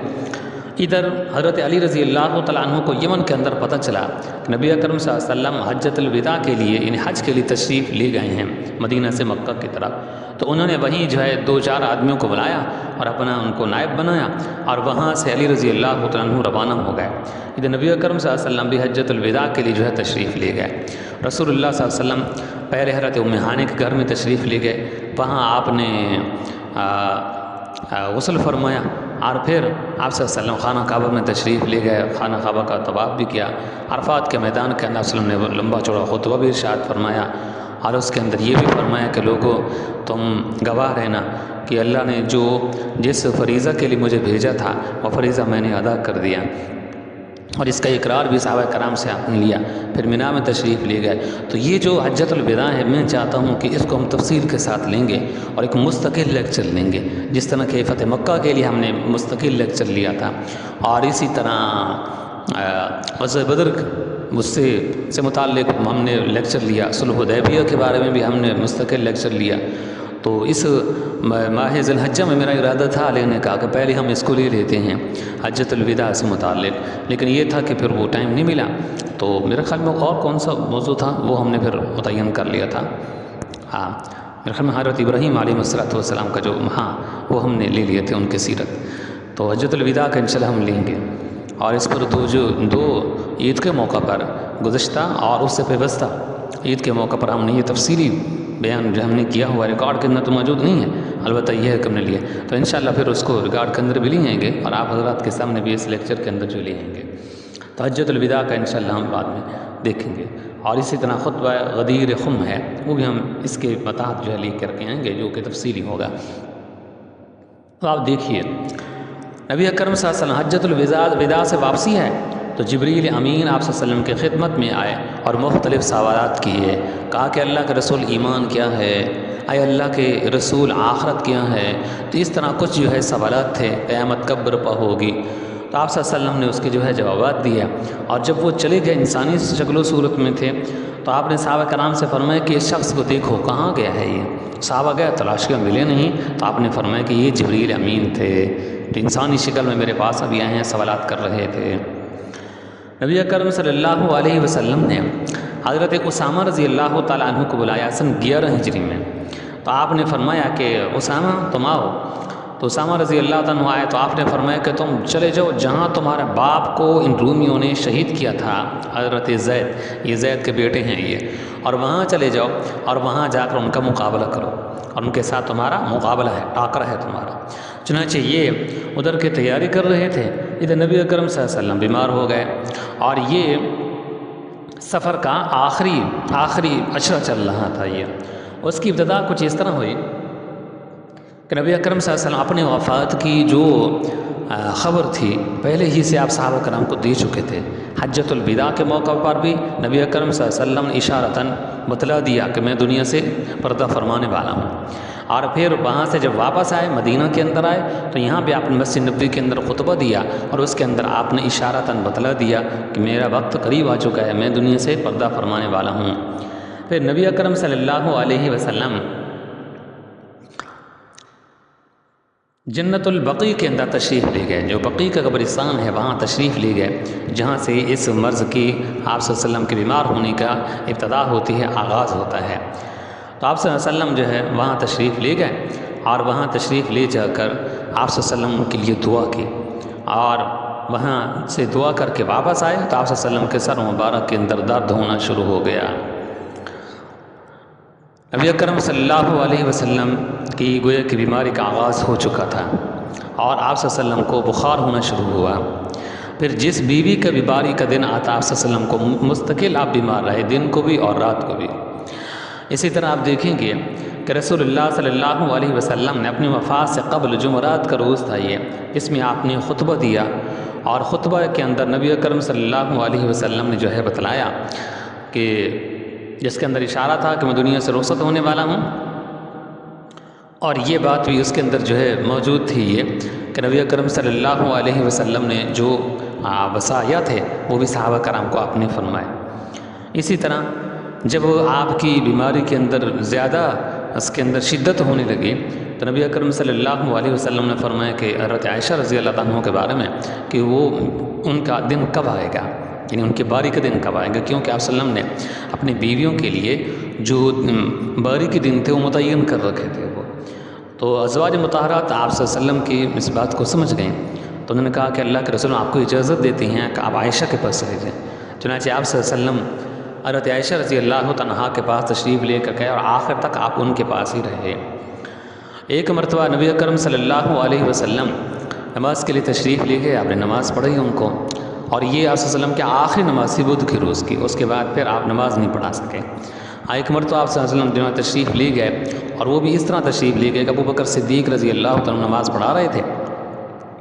تو آپ صلی اللہ علیہ وسلم حجرہ مبارک سے باہر تشریف لے آئے، تو اس طرح آپ صلی اللہ علیہ وسلم آگے بیٹھ گئے، ابو بکر صدیق پیچھے بیٹھ گئے، تو آپ صلی اللہ علیہ وسلم نماز پڑھاتے تکبیر کہتے تھے، اور پیچھے نائب ابو بکر صدیق بنے ہوئے تھے رضی اللہ تعالیٰ عنہ، اور یہ آپ کی آخری جو ہے یہ نماز تھی، اس کے بعد پھر آپ نماز نہ پڑھا سکے، بلکہ ابو بکر صدیق کو حکم دیتے رہے، اور وہ آپ صلی اللہ علیہ وسلم کی نماز جگہ پر 17 نماز انہوں نے پڑھائی ہیں، اور وہ نماز جو ہے پڑھاتے رہے۔ بالآخر نبی اکرم صلی اللہ علیہ وسلم نے یہ اپنی وفات سے قبل جو بیمار تھے تو اس وقت یہ بات بھی آپ نے فرما دی صحابہ کرام کے درمیان، ازواج مطہرات کے درمیان خاص طور پہ انہوں نے فرمایا حضرت عائشہ کو خطاب کر کے کہ وہ جو یہودیوں نے خیبر کے یہودیوں نے مجھے زہر دیا تھا، اے عائشہ وہ زہر کا اثر اب میرے کلیجے کے اوپر ہو رہا ہے۔ یہ روایت بخاری کے اندر ہے، اس لیے محدثین کہتے ہیں کہ آپ صلی اللہ علیہ وسلم کو اللہ تبارک و تعالی نے شہادت کی موت بھی نصیب فرمائی ہے، جو کہ آپ نے دعا فرمائی تھی۔ اس دعا کو اللہ نے قبول فرمایا۔ ایک مرتبہ آپ صلی اللہ علیہ وسلم نے فاطمہ کو بلایا اور بلا کر ان کے کان کے اندر کوئی بات کہی تو وہ رونے لگی، پھر بلایا ان کے کان کے اندر کوئی بات کہی تو وہ ہنسنے لگی۔ تو اس وقت تو حضرت عائشہ بھی بیٹھی تھیں، سبھی ازواج مطہرات بیٹھی تھیں، لیکن حضرت فاطمہ سے کوئی بات نہ کی۔ جب ان کا انتقال ہو گیا نبی اکرم صلی اللہ علیہ وسلم کا، پھر حضرت فاطمہ سے پوچھا حضرت عائشہ نے کہ میری بیٹی، اس وقت رسول اللہ صلی اللہ علیہ وسلم نے تمہیں کیا بات کہی تھی کہ جب ایک مرتبہ بات کی تو تم ہنسنے لگی، پھر بات کی تو تم رونے لگے؟ تو اس پر کہنے لگی کہ اماں جی، جب پہلی مرتبہ رسول اللہ صلی اللہ علیہ وسلم نے میرے کان کے اندر بات کہی تو کہا کہ فاطمہ میں دنیا سے رخصت ہونے والا ہوں، تو مجھ سے برداشت نہ ہوئی، میں رونے لگی۔ پھر آپ نے فرمایا فاطمہ کان میرے قریب کرو، تو میں نے آپ صلی اللہ علیہ وسلم کے منہ کے قریب جو ہے کان کیا، تو آپ نے فرمایا کہ فاطمہ سب سے پہلے تم مجھے آ کر ملو گے، یعنی میں دنیا سے رخصت ہو رہا ہوں اور آپ بھی دنیا سے بھی رخصت ہونے والی ہیں، تو سب سے پہلے آپ مجھے آ کر ملو گی اور جنت کی عورتوں کی تم سردار ہوگی۔ تو کہتے ہیں اس پر مجھے خوشی ہو گئی، میں اپنے ابا کو سب سے پہلے جا کر ملوں گی۔ پھر آپ دیکھیں گے کہ صرف 6 مہینہ تک حضرت فاطمہ رضی اللہ عنہا زندہ رہی ہیں اور اس کے بعد وہ بھی دنیا سے رخصت ہو گئی۔ نبی اکرم صلی اللہ علیہ وسلم سوموار کے روز دنیا سے رخصت ہوتے ہیں۔ آپ دیکھتے ہیں کہ صبح کا وقت تھا سوموار کے روز، آپ صلی اللہ علیہ وسلم نے صحابہ کرام کو، ابوبکر صدیق کو حکم دے دیا کہ صحابہ کو نماز پڑھانی شروع کی۔ تو آپ صلی اللہ علیہ وسلم حجرہ مبارک سے آئے اور تھوڑا سا آپ نے اپنے سر مبارک مسجد کے اندر کیا اور سب کو دیکھا۔ صحابہ کہتے ہیں کہ ہماری حالت یہ ہو گئی کہ ہمارے نماز توڑنے کے قریب ہو گئے۔ ابوبکر صدیق ذرا پیچھے ہٹنے لگے تو آپ نے ہاتھ سے اشارہ کیا کہ اپنی جگہ پر ٹھہرے رہو۔ ابوبکر صدیق اپنی جگہ پر ٹھہرے رہے، نماز پڑھائی ان کو مکمل کرائی نماز۔ آپ صلی اللہ علیہ وسلم گھر میں تشریف لے آئے اور نماز نہیں پڑھ سکے وہاں جماعت کے ساتھ، گھر میں تشریف لیے ہے تو ابوبکر صدیق نماز سے فارغ ہو آپ کے پاس تشریف لے ہیں تو دیکھا آپ وسلم کی حالت کافی حد تک بہتر تھی۔ عمر فاروق تشریف لے گیا تو نبی صحابہ کرام کو بتلایا کہ آپ وسلم کی طبیعت کافی حد تک بہتر ہے، یہی علی رضی اللہ عنہ نے بتایا۔ ابوبکر صدیق نے عرض کیا کہ اللہ کے رسول، میری جو بیوی ہے اور وہ فلاں جگہ پر رہتی ہے، مدینہ سے باہر رہتی تھی، میں اس کے پاس جانا چاہتا ہوں، اگر آپ مجھے اجازت دے دیں، کیونکہ کئی دن ہو گئے میں اس کے پاس نہیں جا سکا۔ آپ صلی اللہ علیہ وسلم نے اجازت دے دی تو ابوبکر صدیق رضی اللہ عنہ اپنی بیوی کو ملنے کے لیے وہاں تشریف لے گئے۔ ادھر وہ چلے گئے تو ادھر تقریباً 10 کا ٹائم ہوگا، نبی اکرم صلی اللہ علیہ وسلم کی حالت علالت میں زیادہ تبدیل ہونے لگے، حتیٰ کہ آپ صلی اللہ علیہ وسلم کا سر مبارک حضرت عائشہ رضی اللہ تعالی عنہ کے گود کے اندر تھا، اور آخری وقت میں آپ صلی اللہ علیہ وسلم نے دیکھا حضرت عائشہ رضی اللہ عنہ کے جو بھائی تھے عبداللہ یا پھر محمد تھے، تو انہوں نے ہاتھ کے اندر وہ مسواک لی ہوئی تھی، تو آپ نے بار بار مسواک کو دیکھا تو حضرت عائشہ کہتی ہیں میں نے کہا اللہ کے رسول کیا آپ مسواک کرنا چاہتے ہیں، آپ کا ارادہ ہے؟ تو آپ نے سر سے اشارہ کیا، تو حضرت عائشہ کہتی ہیں کہ میں نے بھائی سے کہا مجھے دے دو مسواک میرے پاس لیا، تو میں نے اپنے دانتوں سے اس مسواک کو نرم کیا اور پھر میں نے آپ صلی اللہ علیہ وسلم کو پیش کیا۔ تو آپ صلی اللہ علیہ وسلم نے تھوڑا سا مسواک بھی انہیں فرمایا اور میں نے نرم کر کے ان کو دیا تھا۔ تو اس کے بعد آپ صلی اللہ علیہ وسلم دنیا سے رخصت ہو گئے۔ جب آپ دنیا سے جب پردہ فرما گئے، دنیا سے رخصت ہو گئے، ابوبکر صدیق اس وقت موجود نہیں تھے، تو ان کو بتلایا گیا، حضرت عائشہ نے اپنے بھائی کو بھیجا اور وہ وہاں سے جو ہے تیز رفتار سواری کے اوپر واپس آئے مدینہ میں، سیدھا گھر میں تشریف لے گئے اور پھر یا خلیلہ ہو یا حبیبہ ہو یہ الفاظ استعمال فرمائے، آپ صلی اللہ علیہ وسلم کے بشان مبارک پر بوسہ دیا، سیدھا مسجد نبوی کے اندر تشریف لے آئے اور کہا کہ اللہ کے رسول دنیا سے رخصت ہو چکے ہیں۔ عمر فاروق کو یقین نہیں آتا تھا، انہوں نے تلوار سونت لی تھی، کہا کہ جو یہ کہے گا کہ آپ صلی اللہ علیہ وسلم دنیا سے رخصت ہو گئے میں اس کا سر اڑا دوں گا۔ تو ابوبکر صدیق نے بتلایا کہ عمر تم جذبات سے کام نہ لو، آپ صلی اللہ علیہ وسلم دنیا سے پردہ فرما چکے ہیں، اور پھر آپ نے خطبہ دیا لمبا چوڑا، اور اس خطبے کے اندر بہت ساری باتیں تھیں وہ بھی آپ نے بتلائیں۔ اچھا، اسی دوران کے اندر ثقیفہ بنی سعدہ یہ ایک حویلی تھی، تو وہاں انصار کے لوگ جمع ہونے لگے خلافت کے لیے، تو ابوبکر صدیق رضی اللہ عنہ کو پتہ چلا تو وہ بھی وہاں تشریف لے گئے، عمر فاروق کو پتہ چلا انفرادی طور پر وہ بھی تشریف لے گئے۔ تو اس لحاظ سے انصار یہ چاہتے تھے کہ ہم میں سے خلیفہ ہونا چاہیے، کیونکہ ہم نے ان مہاجرین کو یہاں جگہ دی تھی رہنے کے لیے، اور ہماری وجہ سے اسلام یہ جو ہے پھلا ہے یہ، اور اسلام کو ترقی نصیب ہوئی۔ چنانچہ ابوبکر صدیق نے فرمایا کہ مجھے رسول اللہ صلی اللہ علیہ وسلم کو فرمان یاد ہے، آپ نے فرمایا تھا کہ جو خلیفہ ہوگا وہ قریش میں سے ہوگا، اور اس طرح قیادت کا جو فریضہ ہے وہ قریش ہی سر انجام دیں گے، خلافت کا فریضہ قریش سر انجام دیں گے۔ تو اس پر سارے لوگ خاموش ہو گئے، تو سب نے ابوبکر صدیق رضی اللہ عنہ کے ہاتھ کے اوپر بیعت کر لی۔ نبی اکرم صلی اللہ علیہ وسلم کی جو تجہیز و تکفین ہے وہ خلافت کے بعد سر انجام دی گئی ہے۔ آپ دنیا سے رخصت ہوئے ہیں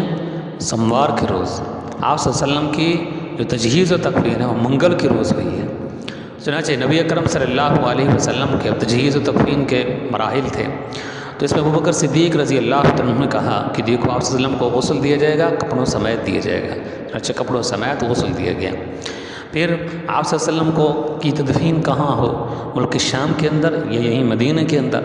بعضوں نے کہا کہ ملک شام کے اندر ہونی چاہیے، اس لیے کہ سابقہ انبیاء علیہ السلام ملک شام میں ہیں۔ اب دیکھیے ابراہیم علیہ السلام ہو، یوسف علیہ السلام ہو، اسحاق علیہ السلام ہو، اب یہ جو یوسف علیہ السلام ہیں یا پھر حضرت یعقوب علیہ السلام ہیں، تو یہ ان کی وفات جو ہے تو یہاں مصر کے اندر ہوئی ہے۔ تو کہتے ہیں کہ جب وہ انتقال فرما گئے تھے تو اس وقت موسیٰ علیہ السلام یہ جانشین ہیں، ہارون علیہ السلام بھی حضرت یوسف اور حضرت ان کے جو والد ہیں یعقوب علیہ السلام ہو، تو اس وقت وہ ان کی جو نعش مبارک تھی یا ان کی جو تابوت تھی جس کے اندر وہ نعش تھی تو اپنے ساتھ لے آئے تھے، اور ملک شام کے اندر یہاں آ کر فلسطین کے اندر ان کی تدفین فرمائی تھی۔ تو اس لحاظ سے حضرت ابراہیم ہوں تو سبھی کی قبریں یہاں شام کے اندر ہیں، تو آپ صلی اللہ علیہ وسلم بھی آپ کی قبر مبارک بھی شام کے اندر ہونی چاہیے۔ ابوبکر صدیق نے فرمایا کہ مجھے رسول اللہ صلی اللہ علیہ وسلم کا فرمان یاد ہے، آپ نے فرمایا تھا کہ نبی اور پیغمبر جس جگہ پر وفات پاتا ہے اس کی قبر وہیں بنتی ہے، لہٰذا آپ نے حجرہ عائشہ کے اندر وفات پائی ہے تو آپ کی قبر شریف بھی یہیں حجرہ عائشہ کے اندر بنے گی، تو آپ کی قبر مبارک حجرہ عائشہ کے اندر بنی ہے، چنانچہ اسی جگہ کو جو ہے کھودا گیا اور وہیں آپ کی قبر مبارک بنی۔ آپ صلی اللہ علیہ وسلم کو غسل کس نے دیا؟ حضرت علی رضی اللہ تعالیٰ عنہ تھے جو آپ صلی اللہ علیہ وسلم کو کروٹ بکروٹ جو ہے بار بار ادھر ادھر جو ہے سلاتے تھے۔ اسی طرح حضرت فضل اور حضرت قسم یہ صابن کا فریضہ سر انجام دے رہے تھے، اور شقران آپ صلی اللہ علیہ وسلم کے جو ہے یہ غلام ہیں یہ، اور اسی طرح ایک اور بھی غلام تھے نبی اکرم صلی اللہ علیہ وسلم کے تھے، یہ دونوں جو ہے یہ آپ صلی اللہ علیہ وسلم کے اوپر جو ہے پانی ڈال رہے تھے، تو اس طرح غسل دیا گیا، اور پھر آپ صلی اللہ علیہ وسلم کی چارپائی آپ کی قبر مبارک کے قریب رکھ دی گئی حجرہ عائشہ میں۔ اب نماز جنازہ کس طرح پڑھی گئی اس بارے میں دو طرح کی روایت ہیں۔ بعض لوگ کہتے ہیں کہ آپ صلی اللہ علیہ وسلم کی نماز جنازہ نہیں پڑھی گئی، بلکہ لوگ آتے تھے وقتاً فوقتاً اور یہاں آ کر ایک ایک کر کے منفرد انفرادی طور پہ، اور یہاں آ کر درود و سلام پڑھتے تھے اور واپس چلے جاتے تھے۔ کچھ روایت ایسے ملتی ہیں جن کے اندر یہ ملتا ہے کہ نبی اکرم صلی اللہ علیہ وسلم کی نماز جنازہ پڑھی گئی اجتماعی نہیں تھی، انفرادی تھی، یہاں شخص آتا تھا تکبیر کہتا تھا، درود اور دعا پڑھتا تھا اور یہاں سے پھر واپس چلا جاتا تھا۔ تو دونوں طرح کی روایت جو ہے یہ حدیث کی سبھی کتابوں کے اندر جو ہے موجود ہیں۔ یہ بہرحال یہ ہے کہ آپ کی نماز جنازہ پڑھی گئی انفرادی طور پر یا پھر وہ درود و سلام کی صورت میں، تو نبی اکرم صلی اللہ علیہ وسلم کا پھر تجہیز و تکفین جو ہے یہیں کر دی گئی حجرہ عائشہ کے اندر۔ تو یہ سیرت کا جو ہے آج ہمارا یہ سلسلہ جو چل رہا تھا وہ مکمل ہوا ہے، تو اس کو ہم کسی قدر تفصیل کے ساتھ نہیں لے سکے، کچھ میری طبیعت کا بھی مسئلہ تھا۔ پہلے جو ہمارے جو نشستیں تھیں وہ تو کافی حد تک بہتر ہو گئی تھیں وہ، لیکن یہ ہے کہ یہ جو ہماری آخری نشست ہے یہ آج والی ہے، یہ ذوق سیرت کی وجہ سے میرا خیال میں اس میں ذرا ہو گئی کمزوری، کو شارٹ کٹ بھی میں نے کیا ہے، بہت سی باتیں تھیں جو تفصیلی کرنی تھی، پھر انشاءاللہ آہستہ آہستہ جب ہم آگے کی طرف بڑھتے جائیں گے اور پھر جب کبھی موقع ملے گا نسبت سے تو انشاءاللہ پھر ان ٹاپکس کو اور ان عنوانات کو ہم انشاءاللہ پھر تفصیل کے ساتھ لیں گے۔ اور یہ جو غزوہ تبوک ہے یا پھر غزوہ خیبر ہے یہ، اور اسی طرح کچھ اور جو ہے اس کے اندر جو ہے موضوعات ہیں انشاءاللہ ہم ان کو تفصیل کے ساتھ انشاءاللہ بعد کے اندر جو ہے لیں گے، علیحدہ علیحدہ کر کے لیکچر لیں گے۔ ٹھیک ہے، جزاک اللہ خیر۔ آخر میں آپ کو بتاتا چلوں، اس کے بعد انشاءاللہ ہم خلفائے راشدین کی نشستیں لگائیں گے، تو اس میں ابوبکر صدیق ہیں رضی اللہ عنہ، عمر فاروق ہیں، عثمان غنی ہیں، تو انشاءاللہ ان کے فضائل اور مناقب اور پھر ان کے فتوحات کا تذکرہ کریں گے۔ جزاک اللہ۔